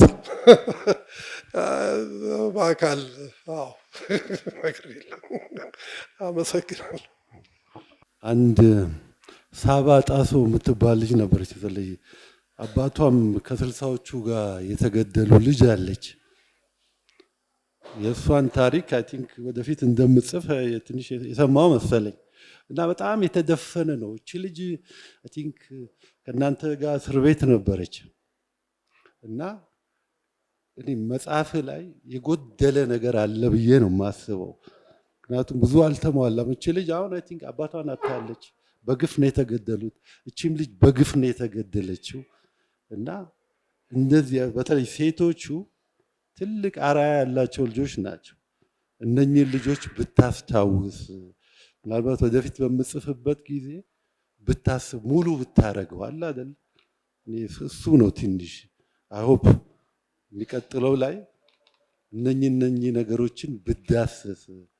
ቅድም ከአለማየሁ ጋር አንድ ስትነጋግሩ አይ ቲንክ አለማየሁ አንድ ፍትህ መጽሔት ላይ ያነበብኩ መሰለኝ ያንተን መጽሐፍ አሮጌት መጽሐፍ ፓንሽንድ የሆነ መጽሐፍ አግኝተሃል የሱን ያንን መጽሐፍ ሸጠ መሰለኝ ያኔ አንተ በጉርምስና ዘመን አለማየሁ አንብበዋለሁ። አይ ቲንክ የልደታ ማህበር የሰጠ መጽሐፍ መሰለኝ አለ። ያው ጉርምስና ስለሆነ ምናልባት ሸጠም ይሆናል። አለማየሁ አገኘውና አነበበው። አይ ቲንክ የሚገርም ታሪክ ነው ይሄ። ይህንን ለማለት ነው። ስለ ሳባ ጣሰው እኔ ብንጽፍ ሁላችንም እኔም ተስፉም አንተም መንግስቱም ሁላችንም ብንጽፍ ብዙ ብንጽፍላት የምንመኘው ነው። ግን ከሳባ ጣሰው በላይ ልጽፍ የምፈልገው እኔ ብጽፍ ስለ መዝገብነሽ አባይ ነው። መዝገብነሽ አባይን ታውቋታላችሁ ብዙዎቻችሁ። የጎህ መጽሔት ዋና አዘጋጅ የነበረችው ነው። ብዙዎቹ ቀይ ሽብር ያለቀው 73 ይመስላቸዋል። ለእኔ ግን ቀይ ሽብር አለቀ ብዬ የማስበው በፈረንጆች 91 አይደለም ወያኔ የገባው ከ3 ዓመት በፊት ፊላደልፊያ ውስጥ ነው የተገደለችው መዝገብነሽ አባይ። ጥቁሮች ናቸው የገደሏት። እስካሁን ያለን መረጃ ደርጎች አስገደሏት የሚል ነው። እና መዝገብነሽ በጣም ሚሊታንት የሆነች በጣም ጎበዝ የሆነች በጣም እንግዲህ የጎህም መጽሔት በዛ ዘመን የምታዘጋጅ ሴት ነች። ስለሷ ምንም የተጻፈ ነገር የለም። በእውነት መዝገብነሽን ላወዳድራት ከፈለኩ የማወዳድራት ኤርሊከ ማይኖፍ የምትባል የጀርመን ኮሚኒስት አባል የነበረች እና እሷ ነች። እሷም እስር ቤት ውስጥ ራሷን ገደለች ተብሎ ነው የተጻፈላት። እቺ ማይኖፍ የምንላት ሴትዮ እሷ ማይኖፍም ልጇን ጥላ ነው ትግሉ የገባችውና በትግሉ ውስጥ ያለፈችው። ልጇን ለእናቷ ሰጣ። አባይነሽም ልጇን ለእናቷ ሰጣ ነው ትግሉ ውስጥ ገብታ ያለፈችው። የአባይነሽ መዝገብነሽ የመዝገብነሽ አባት ባሏ መንግስቱ እጅጉ ነው የኢህአፓ ማዕከላዊ ኮሚቴ አባል የነበረው። ብዙ ሴቶች አሉ ስለ ትግል ሊጻፍላቸው የሚገባ ያልጻፍንላቸው መነገር የለባቸው ብዬ የማስባቸው እኔ እና አንዷ ሳባ ጣሰው ነች። ሳባ ጣሰው በሰፈራችን ስለሆነች ብቻ ነው ከተጻፈ የነ መዝገብነሽ ታሪክ የነ አያልነሽም ታሪክ የሚጻፍበት ሁኔታ ይኖራል። ራሳቸውም ሊጽፉ የሚችሉም አሉ። አሁን ግን አንዳንድ ጊዜ ሁኔታው ስላላጋጠመ ብቻ ነው። በአንድ ጊዜ ፓልቶክ ላይ አቅርቤ ነበር ስለ መዝገብነሽ ይሄንን ያለውን ሁኔታና የሚያሳዝን ግጥም አላት። በእምባዬ ውስጥ ተቀመጥ ብላ ለባሏ የጻፈችው በጣም ነው የሚያሳዝነው። በቃ በእምባዬ ውስጥ ተቀመጥ ነው፣ አትጥፋ፣ ምስልህ ከኔ ውስጥ አይጥፋ፣ እምባዬ ውስጥ ብቻ ሁልጊዜ ይሁን ብላ የጻፈችው ግጥም ነው እና እሱም የእሷም ስራዎች እዚህ ብዙ አሉ። በተለይ አሁን እናንተ እዚህ ያላችሁ ሰዎች ወመዘክርም ውስጥ ያለ የጎህ ውስጥ የተጽፋቸው የነበሩትን መረጃዎች አውጥተን ወደፊት ሰፋ አድርገን ብንጽፈው ጥሩ ነው ብዬ አስባለሁ። ስለ ሴቶቻችን መናገር ካስፈለገ ማለት አለማየሁ አሊ ለመጨረሻ ጊዜ እዚህ ላይ መነገር አለበት የሚለውን ሞቶ ግን ለራሳችሁም ውሰዱት። ከድፍረቱ፣ ከእምነቱ፣ ከአቋማችሁ ከነበራችሁ አስተሳሰብ ጋር ስህተትን ብላችሁ የምታምኑት ካለ ስህተቱንም መነገር አለበት የምትሉትንም መነገር አለ። ፓርቲው እኮ በስንተኛ ሁለተኛ ፕሌኒየም ላይ ነው ስህተቱን ሁሉ እኮ አምኖ ጽፏል። ስላላነበባችሁት አሁን እንደ ግለሰብ ሁሌ የሚጻፉት የኢህአፓ ጽሁፎች ከመከራውና ከከፍተኛ ትግል ተጋድሏችሁ ከጽናታችሁ አንጻር ስለሚጻፍ ብዙውን ጊዜ ሌላኛውን ሁሉ ጋርዶታል። አለማንበብ ነው እንጂ ተጽፏል ነው የምለው እኔ። ፕሌኒሙ የማዕከላዊ ኮሚቴዎቹም ከዛም በኋላ ያሉት በቅርብ እስከ ምናልባት ከ10 ዓመት በፊት የመጨረሻው ጉባኤ እስከሚደረግ ድረስ የፓርቲው በዛ ላይ እየተነሱ ስህተቶቹ በትክክለኛ ተጽፈው የታመኑበትና መደረግ አልነበረባቸውም የሚለው ተጽፏል። ግን ያኛው የሚጎላው በፕሮፓጋንዳውም በምኑም የሚጎላው በወያኔ ዘመንም ሆነ በደርግ ዘመን በኢህአፓ ላይ የተተኮሰው ጦርነት ብዙ ስለሆነ ነው እንጂ ፓርቲው አምኖ ጥፋቶቹንም ያመነበት ይሄ ስህተት ነበር፣ በዚህ መሄድ የለብንም ብሎ አምኖ ያወጣው መግለጫ አለ። አመሰግናለሁ ቤልጅግንም ደምሰውንም። እኔ መናገር የምፈልገው ምንድነው የዛን ዘመን ምንም እንኳ የ9ኛ 10ኛ ክፍል ተማሪ ቢሆንም በመጠኑም ቢሆን አውቀው ነበር የኢህአፓ አባላት እንዴት ይሰቃዩ እንደነበረ ከፍተኛ 15 እስር ቤት ውስጥ እና የሰፈራችንም ልጆች ደግሞ በዛን ሰዓት በጣም ጎበዝና ጂኒየስ የሚባሉ ወንዶችም ሴቶችም ለምን አይነት ትግል ተሰልፈው እንደነበር በከፍተኛ 15 እስር ቤት ግቢ ውስጥ ራቆታቸውን ውሃ እየተደፋባቸው በአርጩሜ ሲገረፉ በንበርክካቸው እንዴት እንደሚያስኬዷቸው እንደነበር ያን ሁሉ ስቃይ አስታውሳለሁ። ዛፍ ላይ ሆነን ተንጠልጥለን እናይ ነበር። እርግጥ በጣም የጨካኝ ስርዓት የነበረበት ጊዜ ነበር። ሁለቱም ግን ዓላማ ብለው የያዙት ነገር የማያወላዳ ነበር። ኢህአፓውም ድርቅ ያለ የትግል ስልት ይዘዋል። ደርግም በዛን ሰዓት እንደዛና አጥፍቶ የመጥፋት የመጠፋፋት አይነት ነበር። በዛን ዘመን የነበሩ የኢህአፓ አባላት የሚባሉት ከሊቅ እስከ ደቂቅ ያሉት ሁሉም ማለት ይቻላል በአስተሳሰባቸው ላቅ ያሉ ናቸው። ወጣትም ቢሆኑ ከፍ ያሉም ቢሆኑ የአስተሳሰብ ደረጃቸው የመጠቀ ነበር። ብዙም የጻፉም አንብቤ ያለሁኝ በኢህአፓ ዘመን ስለነበረው። አሁንም የኢህአፓ አባላት የሚባሉትም በአብዛኛው ደግሞ እዛው በ70ዎቹና በ69ዎቹ ላይ ያለው አስተሳሰብ ላይ ነው ብዙዎቹ ያሉት። ግን አሁን ቤልጂክ የጻፍካቸው በጣም ግሩም የሚሆኑ ስቶሪዎች ናቸው ውስጡ ያዘለው መጽሐፍ ውስጥ። እኔ ግን እንደ የኔ ፍላጎት ምንድነው አንተ አሁን ሁለት ታላላቅ ህዝቦች የሚባሉት የጀርመን ህዝብንና የሩሲያን ህዝብ ጠንቅቀህ ታውቃለህ። የሁለቱንም ስነ ጽሁፎች የትኛው ደረጃ ላይ እንዳሉ ጠንቅቀህ ታውቃለህ። አጻጻፍ ታውቃለህ፣ ወግ ታውቃለህ። እና የስብዕና ግንባታ ላይ በቃ አሁን የመጪው ትውልድ ዘመን ልጆች ምን አይነት የአስተሳሰብ ሂደት ወይም ደግሞ ምን አይነት አመለካከት ሊኖራቸው ይገባል የሀገር ግንባታ ላይ ወደሚባለው ነገር ብታተኩር የተሻለ መስሎ ይታየኛል። ኢህአፓም በወቅቱ ያካሂድ የነበረው ትግል ትክክለኛ እንደነበረ እኔ አስባለሁ፣ አምናለሁ። ለምን እኔ ታላቅ ወንድሜ የተሰቃየበትን መንገድ ለመናገር ይከብደኛል እና ልክ ያንተን አባት ሻለቃን አልጋውን ደፍረን መንካት አንችልም ብለን የምንለው እንኳን እኔ ታናሽ ወንድሙ አይደለሁም ከኡራኤል ሰፈር ራቅ ያሉ ልጆች እንኳን ተስፋዬ አሊ መጣ ሲባል መንገድ ዳር ይዘው የነበሩ ልጆች ነበሩና ገርፈውት እንዴት እንዳሰቃዩ ታውቃለሁኝ። እና ያኔ ወንድነቱንና ማንነቱን እስኪያሳጣ ድረስ ተሰቃይቶ ነው የሞተው። እና ያ ዘመን አልፏል።